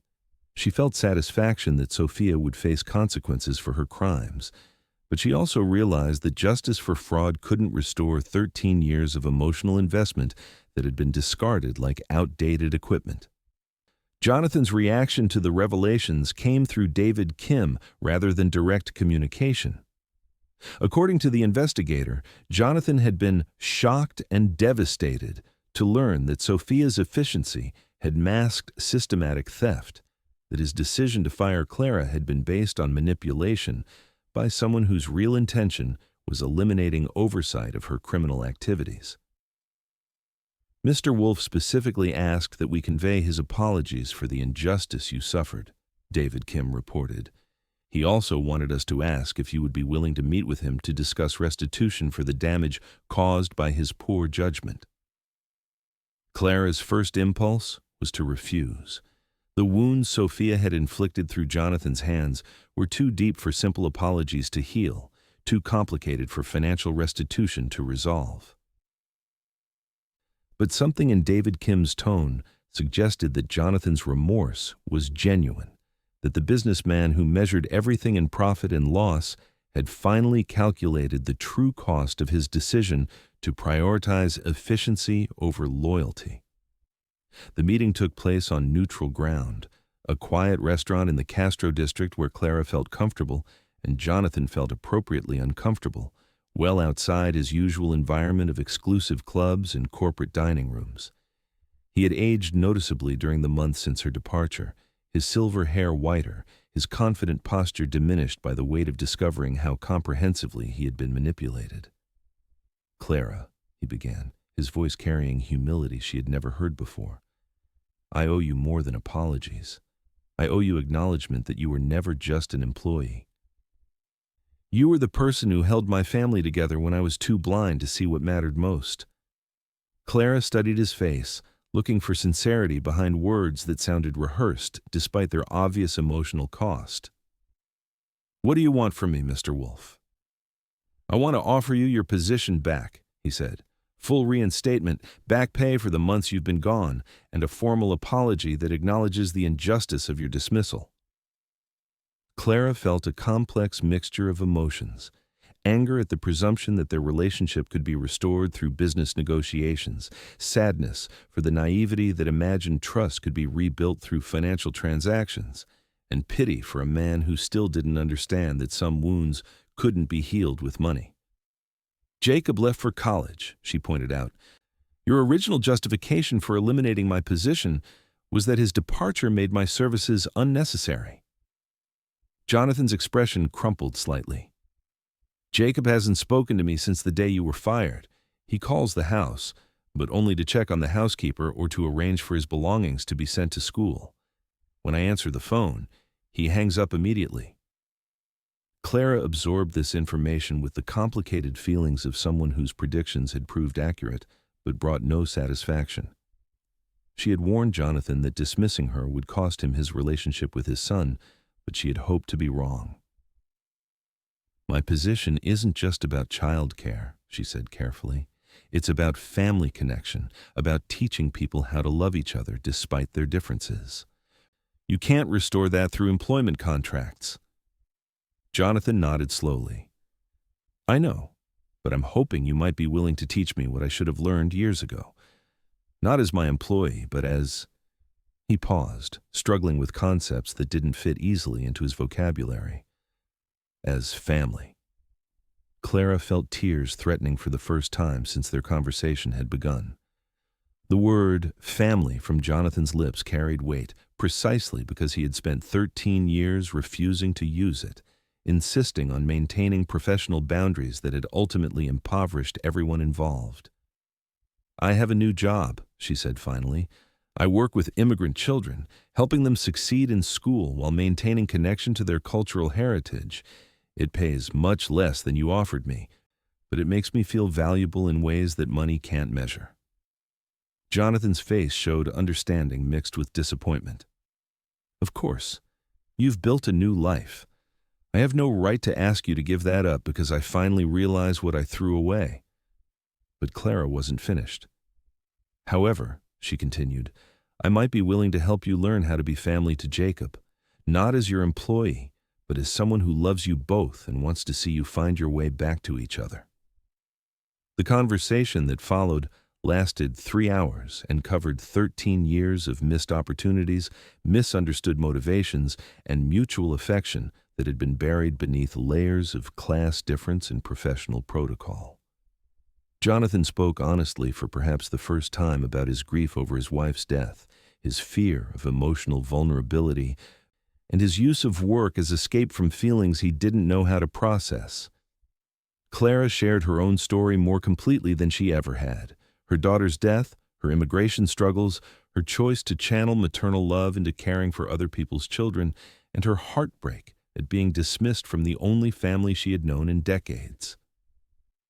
Jacob needs to know that his father loves him, Clara said as their conversation neared its end. But he also needs to know that his father sees him as a person rather than a projected extension of your own ambitions. He's not you, and that's not a failure to be corrected. Jonathan nodded. How do I tell him that? How do I apologize for years of emotional absence? You start small, Clara advised. You call him and ask about his classes, his friends, his writing. You listen to his answers without offering advice or suggestions for improvement. You learn who he is rather than telling him who he should become. As they prepared to leave the restaurant, Jonathan made one final request. Would you be willing to call Jacob, to tell him that I've realized my mistakes, that I want to rebuild our relationship? Clara shook her head. That conversation has to come from you. Children know when apologies are authentic and when they're mediated by someone else. Jacob needs to hear your voice saying the words that matter.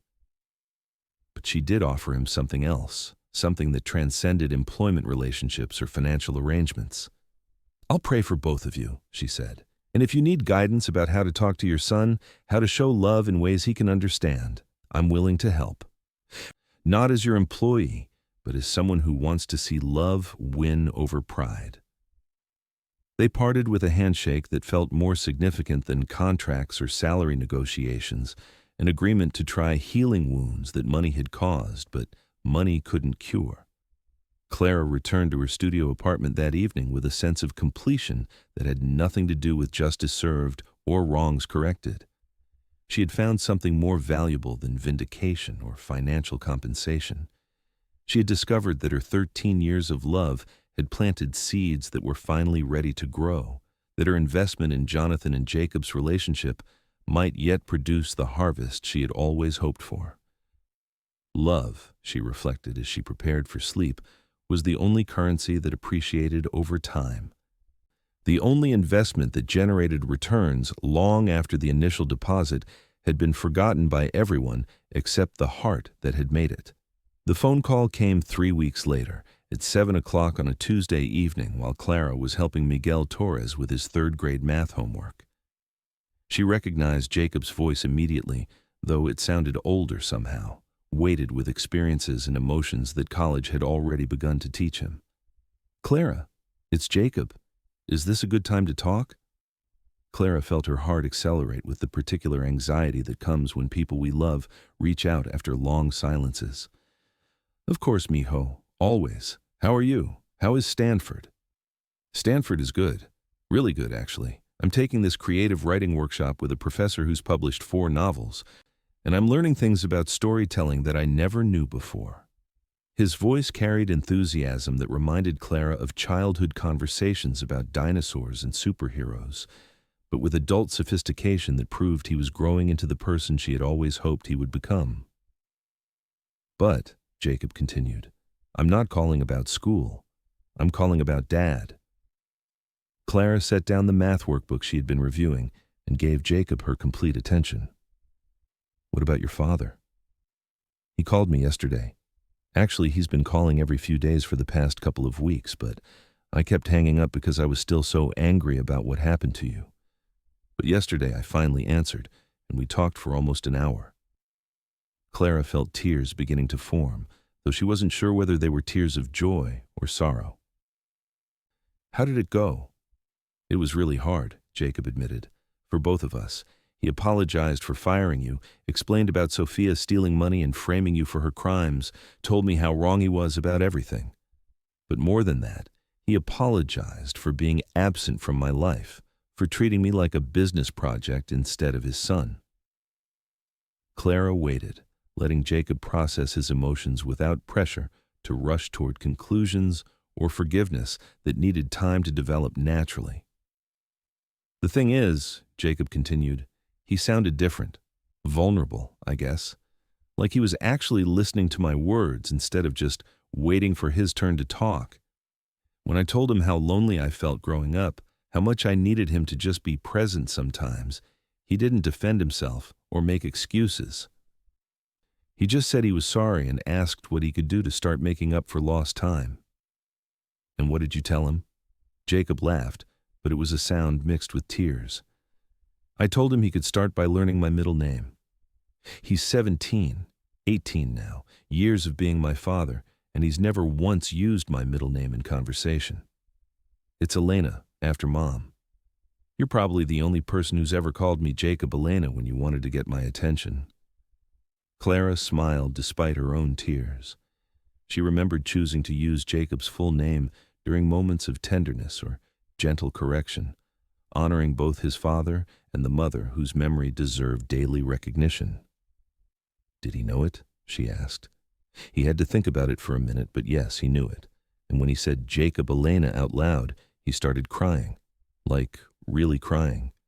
The way I used to cry when I was little and you would hold me until I felt better. Clara understood. Sometimes the smallest gestures contained the largest meanings. Sometimes the simplest forms of attention revealed the deepest failures of connection. We're going to try, Jacob continued. He's planning a trip to Stanford next month, just to visit me, not for any business meetings or networking events. Just to see my dorm room, meet my friends, maybe sit in on one of my writing workshops if the professor allows it. How do you feel about that? Jacob was quiet for a long moment. Scared, I guess. It's been so long since we've spent time together without conflict or disappointment. I don't know if we remember how to enjoy each other's company, but I also feel hopeful, which is weird because I've trained myself not to hope for too much from him. Clara felt profound gratitude for the conversation unfolding, for evidence that her years of love were bearing fruit in ways she had never expected. Hope is not weird, she said gently. Hope is courage dressed up as emotion. Clara, Jacob said, his voice becoming more serious, there's something else. Dad told me about your new job, about how you're helping immigrant kids with their schoolwork. He also told me that he offered you your old position back, and you said no. Clara waited, uncertain where this part of their conversation was headed. I want you to know that I'm proud of you for saying no, Jacob continued. Not because I don't miss you, I miss you every day, but because you deserve to work somewhere that appreciates you from the beginning. It doesn't take 13 years to figure out your value. Thank you, mijo, Clara said, her voice thick with emotion. But I also want you to know that you'll always be family to me, regardless of whether you work for us or not. When I get married someday, When I have kids of my own, I want you there. I want my children to know their abuela Clara, to learn from you the same lessons about kindness and patience that you taught me." Clara broke down completely then, tears flowing freely as Jacob offered her the recognition she had longed for throughout 13 years of loving service. To be claimed as family, to be promised a place in his future, to know that her influence would continue into the next generation, these gifts were more precious than any salary or employment benefits could ever be. "I love you, Jacob Elena," she managed to say through her tears. "I love you too, Clara, more than I could ever explain to anyone who didn't understand what you meant to our family." After hanging up, Clara sat in her small apartment surrounded by the evening sounds of her new neighborhood. Children playing in the street, families sharing dinner conversations, the comfortable buzz of a working-class life continuing around her. She thought about Miguel Torres, who would arrive for tutoring tomorrow with his math homework and his shy smile, about Sofia Restrepo, who was learning to read in English but wrote poetry in Spanish, about all the children whose lives she was privileging to touch during this new chapter of her career. But she also thought about Jacob Wolf, now 18, and finding his way to forgiveness and hope, and Jonathan Wolf, finally learning to be a father at an age when most people assumed such lessons were too late to master. Love, Clara reflected, worked in mysterious algorithms that defied prediction or control. Sometimes it took years to produce visible results. Sometimes it required apparent failure before generating ultimate success. Sometimes it asked people to sacrifice their comfort for the sake of others' growth. Her telephone conversation with Jacob had been worth 13 years of patient investment, worth months of uncertainty and financial struggle, worth every moment of faith that love eventually finds its way home, regardless of the obstacles placed in its path. Tomorrow, she would return to her work with immigrant children, to the satisfaction of teaching resilience and hope to young people who needed both. But tonight she would fall asleep, knowing that somewhere near Stanford University, a young man was learning to hope for better relationships with his father, and somewhere in Pacific Heights, a billionaire was discovering that the most valuable inheritance he could leave his son had nothing to do with money and everything to do with love, freely given and gratefully received. The mathematics of the heart, Clara had learned, always balanced in the end, though the equation often took longer to solve than anyone expected. 2 years had passed since Clara's departure from the Wolf Mansion, and her life had settled into rhythms that felt both surprising and deeply satisfying. At 61, she had discovered a sense of professional purpose that her years of domestic service, fulfilling as they had been, had never quite provided. The literacy program had grown to include 12 children from 7 different countries, and Clara had been promoted to program coordinator, overseeing other tutors while maintaining her own caseload of students who had become like surrogate grandchildren. Miguel Torres, now 10 years old, was reading at grade level and had developed a passion for science that his teachers attributed largely to Clara's patient encouragement during his struggle with English comprehension. Sofia Restrepo had won a citywide essay contest with a bilingual piece about immigration and identity that moved judges to tears. Each success story felt like proof that love invested wisely could multiply exponentially, creating return on emotional investment that no financial portfolio could match. Clara's studio apartment had evolved into something that felt genuinely like home rather than temporary shelter. She had painted the walls a warm yellow that reminded her of sunflowers, hung photographs of her current students alongside images of Jacob throughout his childhood, and created a small reading corner where neighborhood children often came for homework help or simply the comfort of adult attention. The phone call from Jonathan came on a Thursday afternoon in March, while Clara was preparing materials for Friday's tutoring session. She recognized his number but was surprised to see it, as their contact had been limited to occasional updates about the ongoing legal proceedings against Sofia Martinez, who had been sentenced to federal prison for embezzlement and identity theft. "Clara," Jonathan began, his voice carrying an emotional weight she had never heard before. I hope I'm not interrupting your work, but I needed to call you with some news. Clara felt familiar anxiety rise in her chest. Phone calls that began with phrases like, "I needed to call you with some news," rarely delivered information that left everyone feeling happy and secure. "What's happened?" she asked. "Jacob is getting married," Jonathan said, and Clara could hear both joy and complicated emotions in his voice. "Her name is Rachel Chen. She's a journalism student at Stanford, and he's completely in love with her. They met in a creative writing workshop 2 semesters ago, and apparently they've been inseparable ever since." Clara felt her heart expand with happiness for Jacob, mixed with the particular melancholy that comes when children we've raised reach milestones that prove their independence from our care. "That's wonderful news," she said, meaning every word despite the complex emotions accompanying her joy. "When is the wedding?" "That's actually why I'm calling," Jonathan continued. "It's scheduled for June 15th, and Jacob has specifically requested that you be included in the family wedding party. Not as a guest, but as family. He wants you to walk down the aisle with me during the processional, to be seated in the front row with immediate family, to be acknowledged in the ceremony as the woman who helped raise him." Clara felt tears beginning to form. "Jonathan, I know it's complicated," he rushed to continue before she could speak. "I know our history makes this awkward, and I know you have every right to refuse, given how poorly I treated you. But Jacob has made it very clear that if you don't attend the wedding, he won't consider it complete, regardless of who else is there." Clara set down the reading materials she had been arranging and moved to her small couch, needing to sit down while processing the magnitude of what Jonathan was describing. "There's something else," Jonathan added.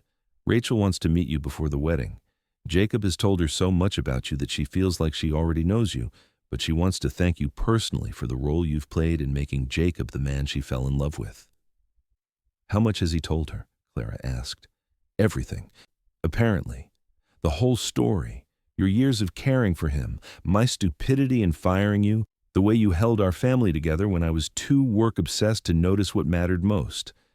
Rachel says Jacob talks about you the way most people talk about their mothers, with love and gratitude and respect that made her want to ensure you were included in their wedding planning from the very beginning."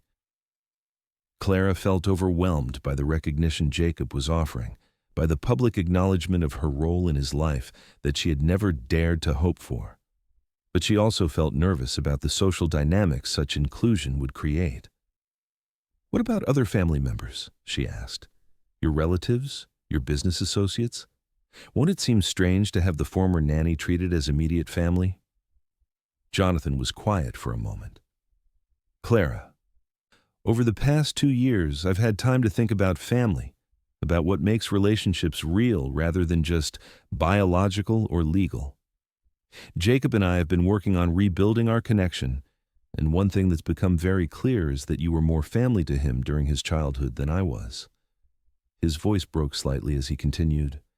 "Anyone who has a problem with honoring the woman who raised my son when I was too emotionally absent to do it myself can find somewhere else to be that weekend. This isn't about social expectations or what looks appropriate to people who don't understand our story. This is about acknowledging truth."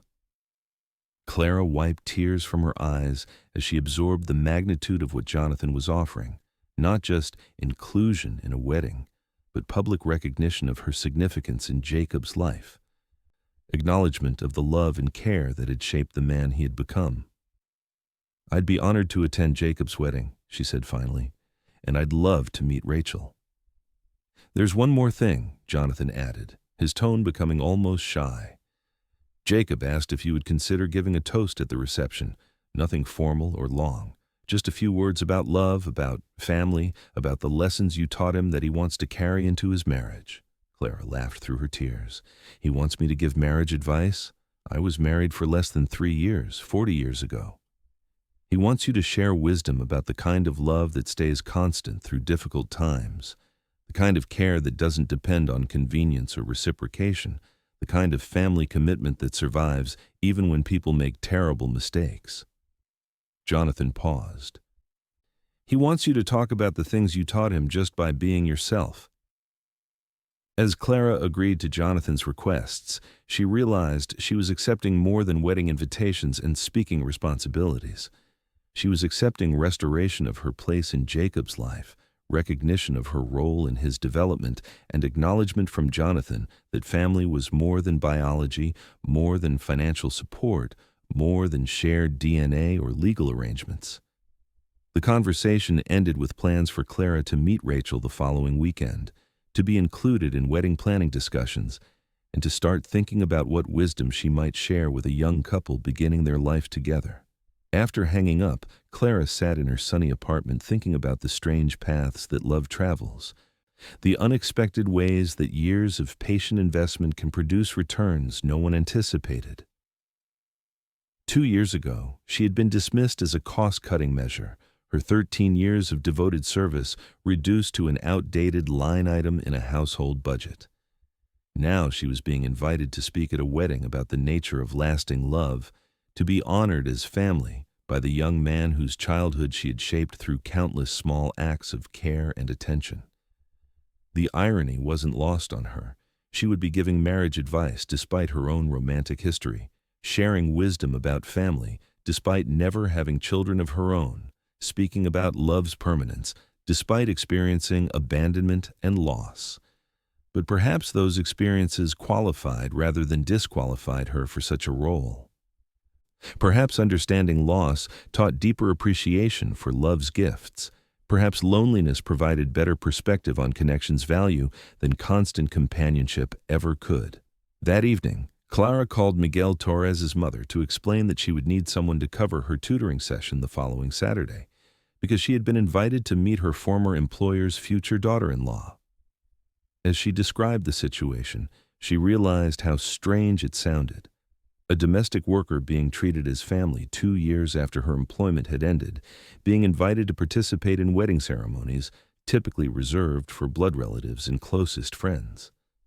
But Maria Torres, who had immigrated from El Salvador 5 years earlier and understood the complicated relationships that domestic workers develop with the families they serve, immediately grasped the significance of what Clara was describing. "Mija," she said, using the Spanish endearment that had become common among the immigrant mothers whose children Clara taught. "This is beautiful justice. The boy you raised is honoring you the way you deserve. This is how love should work, not forgotten when it becomes inconvenient, but treasured forever, because it was given freely." Clara went to bed that night thinking about wedding dresses and toast topics, about the young woman Jacob had chosen to marry and the words she might share about love's resilience. But mostly she thought about the phone call itself, about Jonathan's voice as he acknowledged her significance in Jacob's life, about the public recognition she had never expected, but had perhaps always hoped for in the secret chambers of her heart. Tomorrow would bring new tutoring sessions with children who needed her attention, new opportunities to plant seeds of encouragement and hope in young lives just beginning to understand their own potential. But it would also bring the beginning of wedding preparations that acknowledged her as family, that honored her contribution to Jacob's development, that proved love given without reservation eventually finds its way back home, often in forms more beautiful than the giver ever dared to imagine.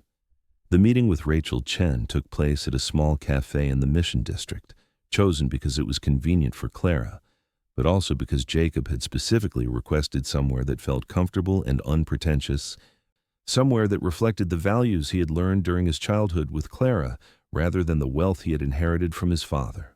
Rachel arrived precisely on time, a petite woman with intelligent dark eyes and a warm smile that immediately reminded Clara why Jacob had fallen in love with her.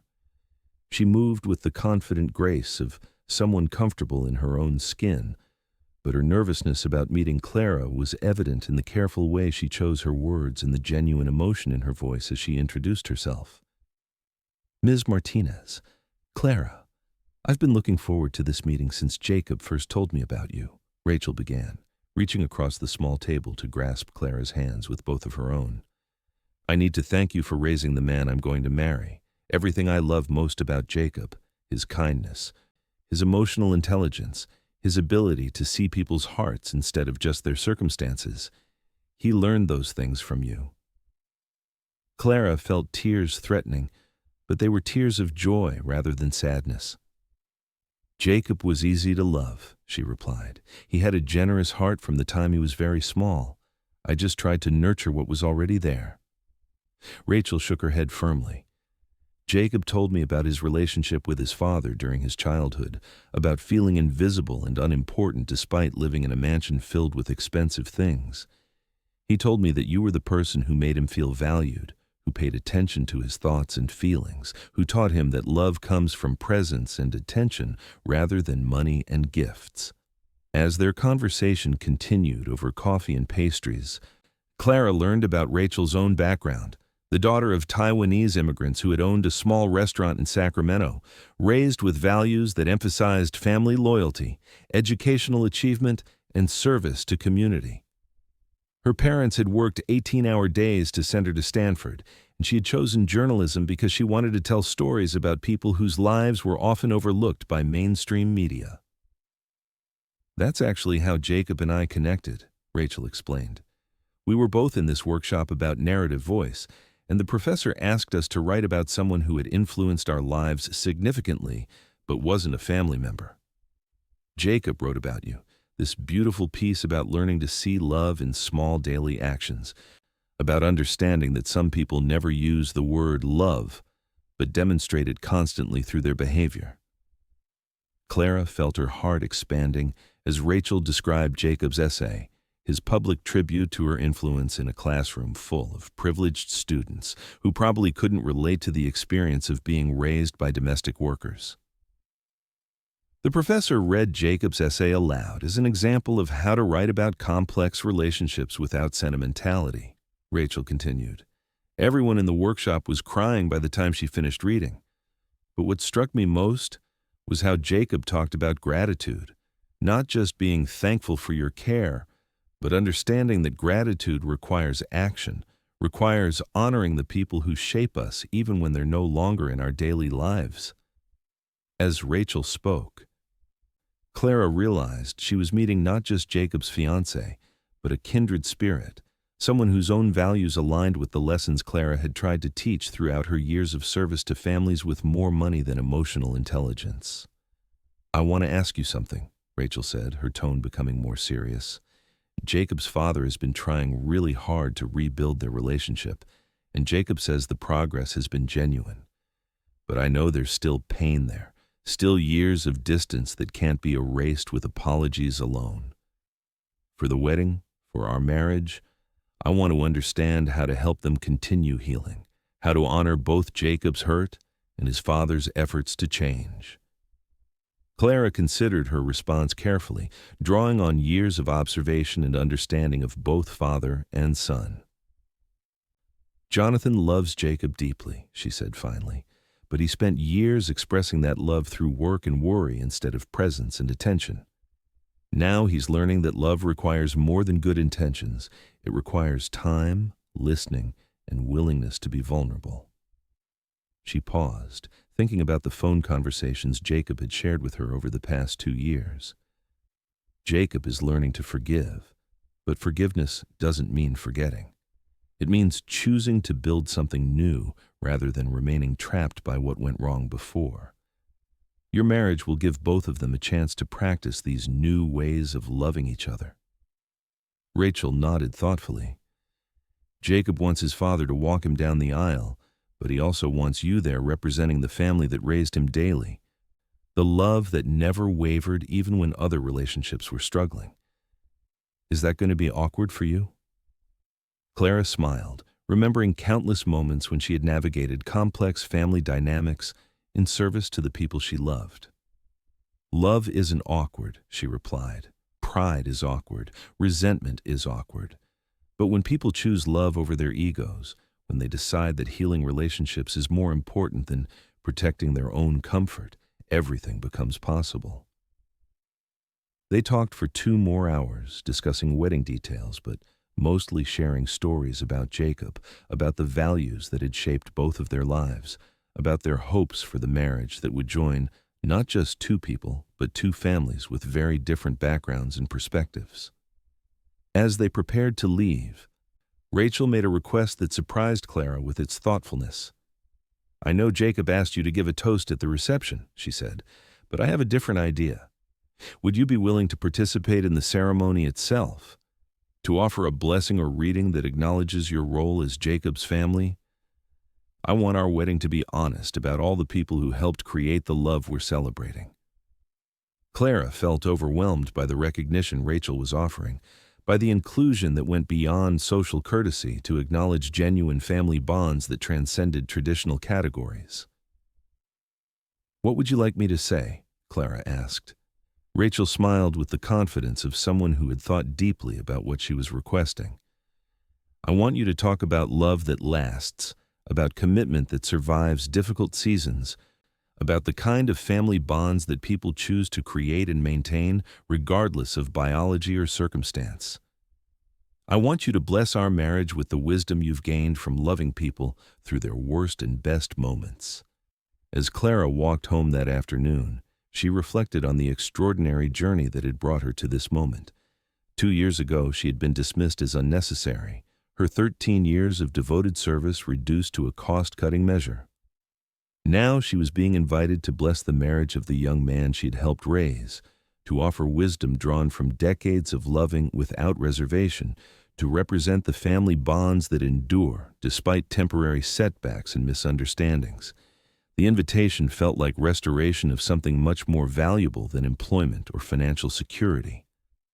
It felt like recognition of her fundamental worth, acknowledgement of her capacity to love and be loved, proof that the investment of her heart had produced returns beyond anything she could have calculated or expected. That evening, Clara began writing notes for her wedding blessing, thinking about the lessons 25 years of serving families had taught her about love's resilience, about the courage required for genuine commitment, about the daily choice to prioritize other people's happiness over your own convenience. She thought about Jacob and Rachel, about Jonathan's efforts to rebuild his relationship with his son, about Miguel Torres and Sofia Restrepo and all the children whose lives she continued to touch through her work at the Literacy Center. Each relationship had taught her something different about love's capacity to heal, to endure, to create family bonds that biology alone couldn't explain. As she fell asleep that night, Clara offered prayers of gratitude for the unexpected paths that love travels, for the restoration of relationships she had feared were permanently broken, for the recognition that had come not through demands for justice, but through patient trust that truth eventually surfaces despite temporary setbacks. Tomorrow would bring new tutoring sessions, new opportunities to plant seeds of hope in young lives just beginning to discover their potential. But it would also mark the beginning of final preparations for a wedding that would celebrate not just romantic love, but family love in all its complicated, resilient, ultimately redemptive forms. The wedding of Jacob Elena Wolfe and Rachel Chen took place on a perfect June afternoon at the Botanical Conservatory in Golden Gate Park, with San Francisco Bay glittering in the distance and the smell of jasmine and eucalyptus perfuming the air. Clara arrived early, wearing a dress she had purchased specifically for the occasion, deep blue silk that felt both elegant and appropriate for her role as honored family member rather than hired help. As guests began arriving, Clara observed the interesting mixture of people Jacob and Rachel had assembled to witness their marriage. Stanford classmates mingled with Jonathan's business associates. Rachel's extended family from Sacramento shared tables with Jacob's prep school friends, and Clara's Literacy Center colleagues sat alongside tech industry executives whose net worth exceeded small countries' GDP. The diversity felt intentional, a reflection of the values Jacob and Rachel shared about creating inclusive communities that honored different backgrounds and perspectives. Clara recognized several faces from Jacob's childhood, teachers who had nurtured his love of reading, tennis coaches who had taught him persistence, family friends who had maintained connection despite Jonathan's increasing social isolation during his years of business obsession. But she also noticed absences that spoke to the complicated dynamics of wealth and family relationships. Jonathan's extended family was represented minimally, perhaps reflecting discomfort with Clara's prominent role in the ceremony, or simply the emotional distance that had characterized most of Jonathan's personal relationships for the past decade. Clara felt nervous about her participation in the ceremony, about the public speaking requirement that her years of domestic service had never prepared her for. But Rachel had insisted that her blessing be included between the exchange of vows and the pronouncement of marriage, positioned as a bridge between the couple's promises to each other and their declaration of commitment before the community. "You represent the love that raised Jacob," Rachel had explained during their final planning meeting. "I want that love to be part of our wedding ceremony, to bless the love we're creating together." As the processional began, Clara walked down the aisle beside Jonathan, as Jonathan had requested. Their shared role in Jacob's life acknowledged despite the complicated history of their professional relationship. Jonathan had transformed remarkably over the past 2 years, still successful in business but softer somehow, more present in emotional conversations, actually listening when people spoke about feelings rather than immediately shifting focus to practical solutions. Jacob stood waiting at the altar with an expression of joy so pure that Clara felt tears beginning immediately. At 20 years old, he had grown into someone she recognized but had never quite expected, confident but humble, intelligent but emotionally accessible, clearly his father's son but tempered by values that could only have come from years of Clara's patient influence. The ceremony proceeded with readings from both families' traditions, music that reflected Jacob and Rachel's shared interests, and vows that drew from their 2 years of courtship, but also acknowledged the longer journey that had brought them to this moment of commitment. When Rachel nodded for Clara to approach the microphone, Clara felt her heart racing with performance anxiety mixed with profound gratitude for the opportunity to speak publicly about love's resilience, about family bonds that transcend traditional categories, about the rewards that come from investing your heart in other people's happiness. "Jacob and Rachel," she began, her voice steady despite her nervousness, "I have been privileged to watch love work in your lives, to see how it changes people and creates new possibilities for connection and growth." She paused, looking out at the assembled guests who represented so many different worlds and perspectives brought together by Jacob and Rachel's commitment to inclusive community building. 20 years ago, I held Jacob in my arms for the first time, a baby who had lost his mother and needed someone to love him through that loss. I never expected to become his family. I was hired to be his caregiver, his nanny, someone who would manage his daily needs while his father focused on building business success. Clara glanced at Jonathan, who was crying openly despite his usual emotional reserve. But love doesn't follow employment contracts. Love creates its own relationships, its own bonds, its own family structures that honor what people give to each other rather than what biology or law might dictate. Jacob became my son not through adoption papers or marriage certificates, but through years of shared laughter and tears, through bedtime stories and homework struggles, through the daily choice to prioritize his happiness and growth over my own convenience. The audience was completely silent, absorbed in Clara's words, but also in the rare opportunity to witness someone speaking honestly about domestic workers' emotional relationships with the families they serve. That experience taught me that family is something people create together through love and commitment, through choosing to care for each other during difficult times and celebrating together during joyful ones. Today, Jacob and Rachel are creating their own family, choosing to love each other not just during the easy moments of romance and passion, but through whatever challenges and changes life brings them. Clara looked directly at the couple, their faces radiant with attention and affection. Marriage requires the same kind of commitment that any lasting relationship requires. Patience when understanding comes slowly, forgiveness when mistakes inevitably happen, generosity when giving feels more difficult than receiving, and faith that love grows stronger through shared experience rather than weakening under pressure. She paused, thinking about her own story, about Jonathan's journey toward emotional availability, about her current work with immigrant families, learning to build new lives in a country that didn't always welcome their contributions. Jacob, you learned about this kind of committed love through watching your father struggle to balance success with family connection, through seeing how much people can change when they choose vulnerability over self-protection. Rachel, you bring your own family's wisdom about service to community, about working together toward shared goals even when the path becomes difficult. Clara felt tears flowing freely now, but they were tears of joy rather than sadness. Together, you have the opportunity to create something beautiful, a marriage that honors both of your histories while building something entirely new, a family that includes not just your immediate household, but all the people who have loved you into the adults you've become today. She gestured toward the diverse gathering of wedding guests. Look around you. This community represents love in action. Teachers and coaches and friends and family members who have invested their hearts in your happiness and success. Your marriage is not just about the two of you. It's about honoring all the love that brought you to this moment and committing to create that same kind of caring community for the next generation.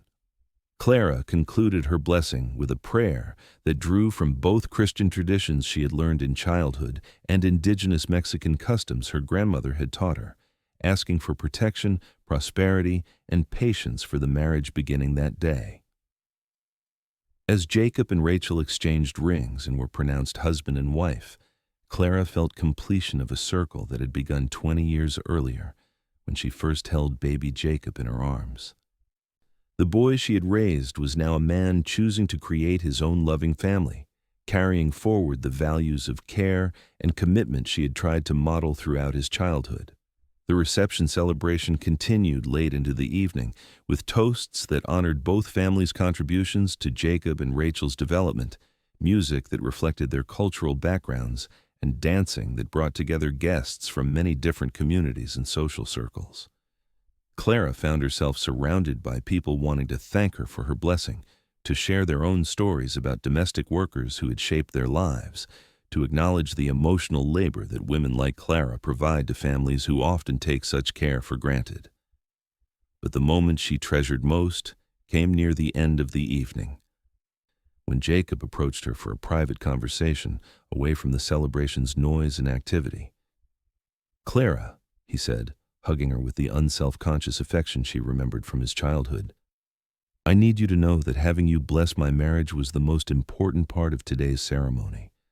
Having Dad walk me down the aisle was meaningful, but having you acknowledge our family bond in front of everyone, that made the wedding complete." Clara felt her heart overflowing with gratitude and love. "You made me family, mijo. All I did was love you the best way I knew how." Jacob shook his head. "No, Clara, you did much more than that. You loved me without conditions, without expectations that I become someone else to earn your care. You loved me when I was difficult, when I was scared, when I was angry about Mom's death and Dad's absence. You loved me consistently, every single day for 20 years. He paused, his young face serious with the weight of what he was trying to express. "That kind of love taught me how to love Rachel, how to commit to someone even when marriage becomes challenging, how to prioritize other people's happiness over my own immediate desires. Everything good in me came from watching you demonstrate what unconditional love looks like in daily practice." As Clara listened to Jacob articulate the influence she had hoped to have but never dared to expect recognition for, she realized that her 25 years of domestic service had produced returns no financial investment could match. The boy who had once needed her care was now a man capable of creating loving relationships, carrying forward the values she had modeled, honoring her contribution to his development not through obligation, but through genuine gratitude and affection.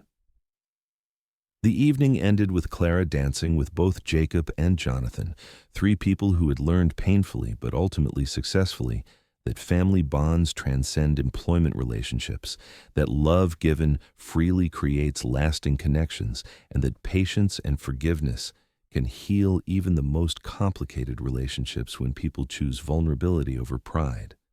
As Clara returned to her studio apartment that night, still wearing her blue silk dress and carrying a bouquet that Rachel had insisted she take home, she reflected on the extraordinary journey that had brought her from dismissal and heartbreak to recognition and restoration. The path hadn't been one she would have chosen, but it had taught her lessons about love's resilience that no easier route could have provided. Tomorrow would bring return to her literacy center work, to Miguel Torres and Sofia Restrepo, and all the children whose lives she continued to influence through patient teaching and encouragement.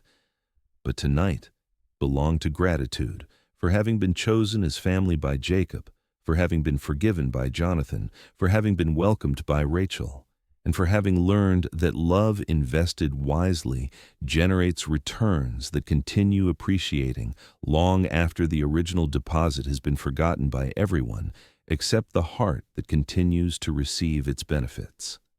3 years have passed since Jacob and Rachel's wedding, and Clara's life has settled into rhythms that feel both familiar and surprisingly fulfilling. At 64, she remains the coordinator of the literacy program, though she has reduced her direct tutoring hours to focus on training other volunteers and developing curriculum that serves the growing population of immigrant families in San Francisco. Miguel Torres is now 13 years old and serving as a peer tutor for younger children, his confidence with English having grown to the point where he helps other students navigate the same challenges he once faced. Sofia Restrepo won a full scholarship to a prestigious high school based partly on the essay skills Clara helped her develop during 3 years of patient writing instruction. Clara's studio apartment has evolved into something approaching a community center, with neighborhood children regularly stopping by for homework help, college application assistance, and the kind of adult attention that busy parents working multiple jobs can't always provide. Her refrigerator is covered with photographs, drawings, and achievement certificates from dozens of children whose lives she has touched through her work. The phone call comes on a Tuesday evening in October, while Clara is helping a 15-year-old named Carlos compose his first college application essay. She recognizes Jacob's number immediately, though their conversations have become less frequent as his life has filled with graduate school responsibilities and the early stages of marriage. "Clara," Jacob begins, his voice carrying barely contained excitement, "Rachel and I have news we wanted to share with you personally before we tell anyone else." Clara feels her heart accelerating with anticipatory joy, though she maintains outward calm while Carlos continues working on his essay draft at her kitchen table. "We're pregnant," Jacob continues, his happiness audible across the phone connection. "Rachel's 12 weeks along. Everything looks healthy, and we wanted you to know that this baby is going to have the most wonderful abuela in the world." Clara stops breathing for a moment as the significance of Jacob's words hits her. He is claiming her as grandmother to his child, extending the family relationship they've maintained since his childhood into the next generation, ensuring that her influence will continue through his offspring. "Jacob," she manages to say through tears that have started flowing immediately. "Are you sure? Your father, your biological family?" "Clara," Jacob interrupts gently, using the tone he learned from her during countless childhood conversations. "You are my family. You raised me, loved me, taught me everything I know about being a good person. My child deserves to have you as abuela, to learn from you the same lessons about kindness and patience that shaped who I am." Carlos looks up from his essay, concerned by Clara's tears, but continuing to work diplomatically while she processes the most overwhelming good news she has received in years. "There's something else," Jacob continues. "Rachel and I want to ask if you would consider being more involved in raising our child than traditional grandmother roles might suggest. We both work demanding jobs, we don't have other family nearby who can provide regular child care, and honestly, we can't imagine trusting anyone else with our baby the way we trust you." Clara realizes that Jacob is offering her the opportunity to repeat the experience that had shaped both of their lives, to love and guide another generation, to provide the kind of daily care and emotional security that had made their relationship so meaningful. "We're not asking you to give up your literacy work," Rachel's voice adds, apparently joining the conversation from a different phone. "We're asking if you might consider reducing your hours somewhat to help us raise our child with the same values and attention you gave Jacob during his childhood." Clara looks around her small apartment, thinking about Miguel and Sofia and Carlos and all the children whose lives she currently impacts through her tutoring and mentoring. The literacy program has been profoundly fulfilling, but the opportunity to help raise Jacob's child feels like completion of a circle that began 23 years ago when she first held him as an infant. "When is the baby due?" she asks. "May 15th, Jacob replies. "Rachel's due date is exactly 1 week after my graduation from Stanford's MFA program. The timing feels like the universe aligning to give us this perfect gift." Clara laughs through her tears, remembering similar moments throughout Jacob's childhood when circumstances seemed to arrange themselves in ways that suggested cosmic benevolence rather than mere coincidence. "I would be honored to help raise your child," she says, her voice steady despite the emotions coursing through her heart. "More honored than you can possibly imagine." The conversation continues for another hour, with Jacob and Rachel describing their hopes for parenthood, their excitement about introducing their child to Clara's extended community of students and families, their vision of creating the kind of inclusive, loving household that honors different cultural backgrounds while maintaining the values that have guided both of their lives. After hanging up, Clara sits with Carlos as he finishes his college essay, helping him polish sentences while contemplating the extraordinary news she has just received. In 7 months, she will become abuela to Jacob's child, will have the opportunity to love and guide another generation of the family she helped create through years of patient care and devotion. "Miss Clara," Carlos asks, noticing her distracted expression, "are you okay? You seem really happy about something." Clara smiles, thinking about how to explain the complexity of emotions she's experiencing. "I just learned that someone I love very much is going to have a baby," she says. "Someone who wants me to be part of raising that child, to be family in ways that don't depend on biology or legal arrangements." Carlos nods with the wisdom that comes from growing up in families where love creates its own definitions of kinship. "That's beautiful," he says simply. "Some of the best families are the ones people choose to create together." Over the following months, Clara prepares for her new role while continuing her literacy work.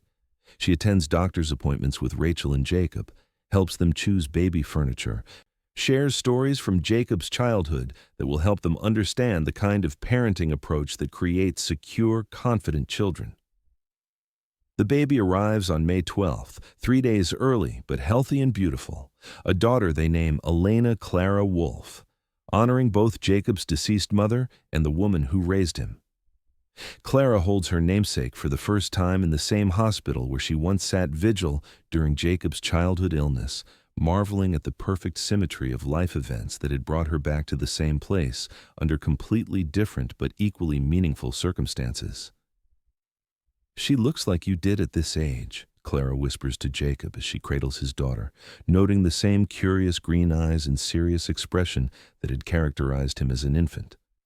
Jonathan, now a grandfather at 55, watches Clara with his granddaughter with an expression of profound gratitude mixed with the continued amazement he feels at witnessing love that transcends conventional family structures. "Thank you," he says to Clara, his voice carrying weight accumulated over 5 years of reflection about his mistakes and the grace he had been offered despite them. "Thank you for loving us better than we knew how to love ourselves." Clara's new routine involves 3 days per week at Rachel and Jacob's apartment, providing the kind of daily childcare support that allows them to maintain their careers while ensuring Elena receives the consistent attention and affection that Clara believes every child deserves. The other 4 days she continues her literacy work, now with increased perspective about how love given to one generation creates benefits that extend into the future in ways no one can predict or control. Elena is now 6 months old, a happy baby who seems to recognize Clara's voice and smile with particular enthusiasm when she sees her abuela approaching. Clara has resumed the lullabies she sang to Jacob throughout his childhood, the same Mexican melodies her own grandmother taught her decades ago, ensuring that cultural heritage continues flowing from one generation to the next, despite the complicated paths families sometimes travel. On quiet afternoons while Elena naps, Clara often reflects on the journey that has brought her to this moment of unexpected fulfillment.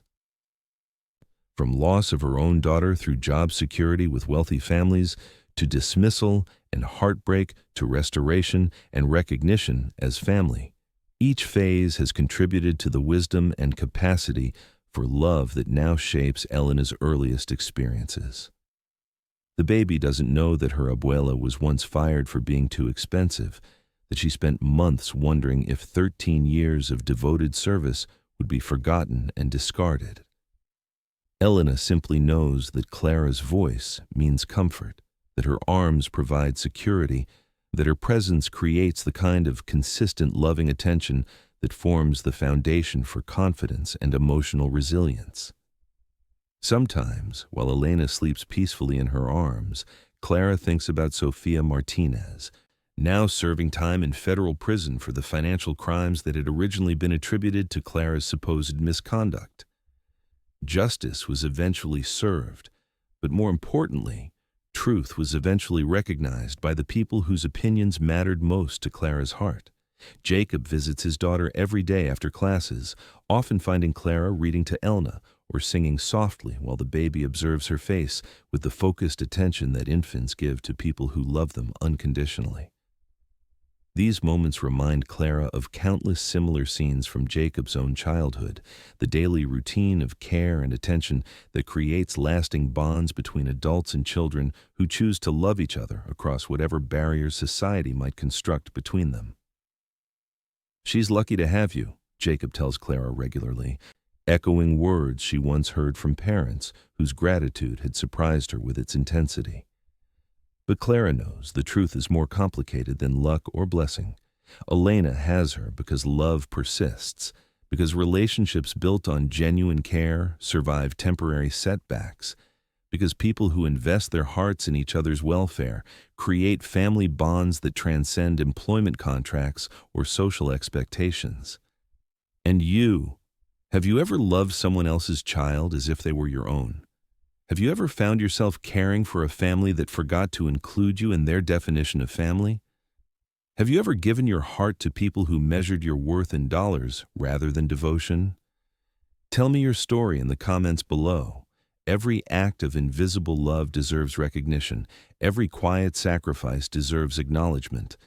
Every person who chooses to love without reservation deserves to know that their investment creates returns that continue appreciating long after the initial cost has been forgotten. If this story touched your heart, please leave a like and subscribe so it reaches someone else who needs to hear that love given freely always finds its way home, often in forms more beautiful than the giver ever dared to imagine. For more stories about the mathematics of the heart, about relationships that refuse to be reduced to economic transactions, click on the podcast link you'll find on your screen. Thank you for walking this path with us, for believing that some bonds transcend biology, that some families are created through choice rather than genetics, and that some forms of love are too powerful to be eliminated by practical considerations or cost-benefit analysis.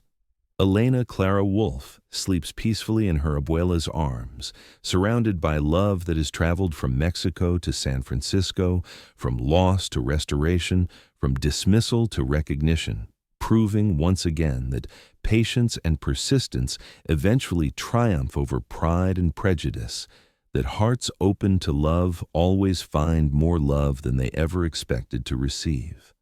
We'll meet again in our next story, where love continues creating families from intention rather than accident, where invisible women become visible through the simple power of recognition and gratitude.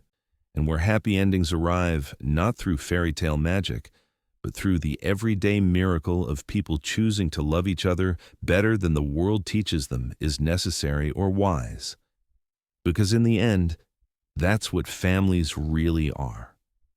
Groups of people who refuse to give up on each other, who invest their hearts in each other's happiness, who create safety and belonging through daily acts of care that add up to something no amount of money could ever purchase.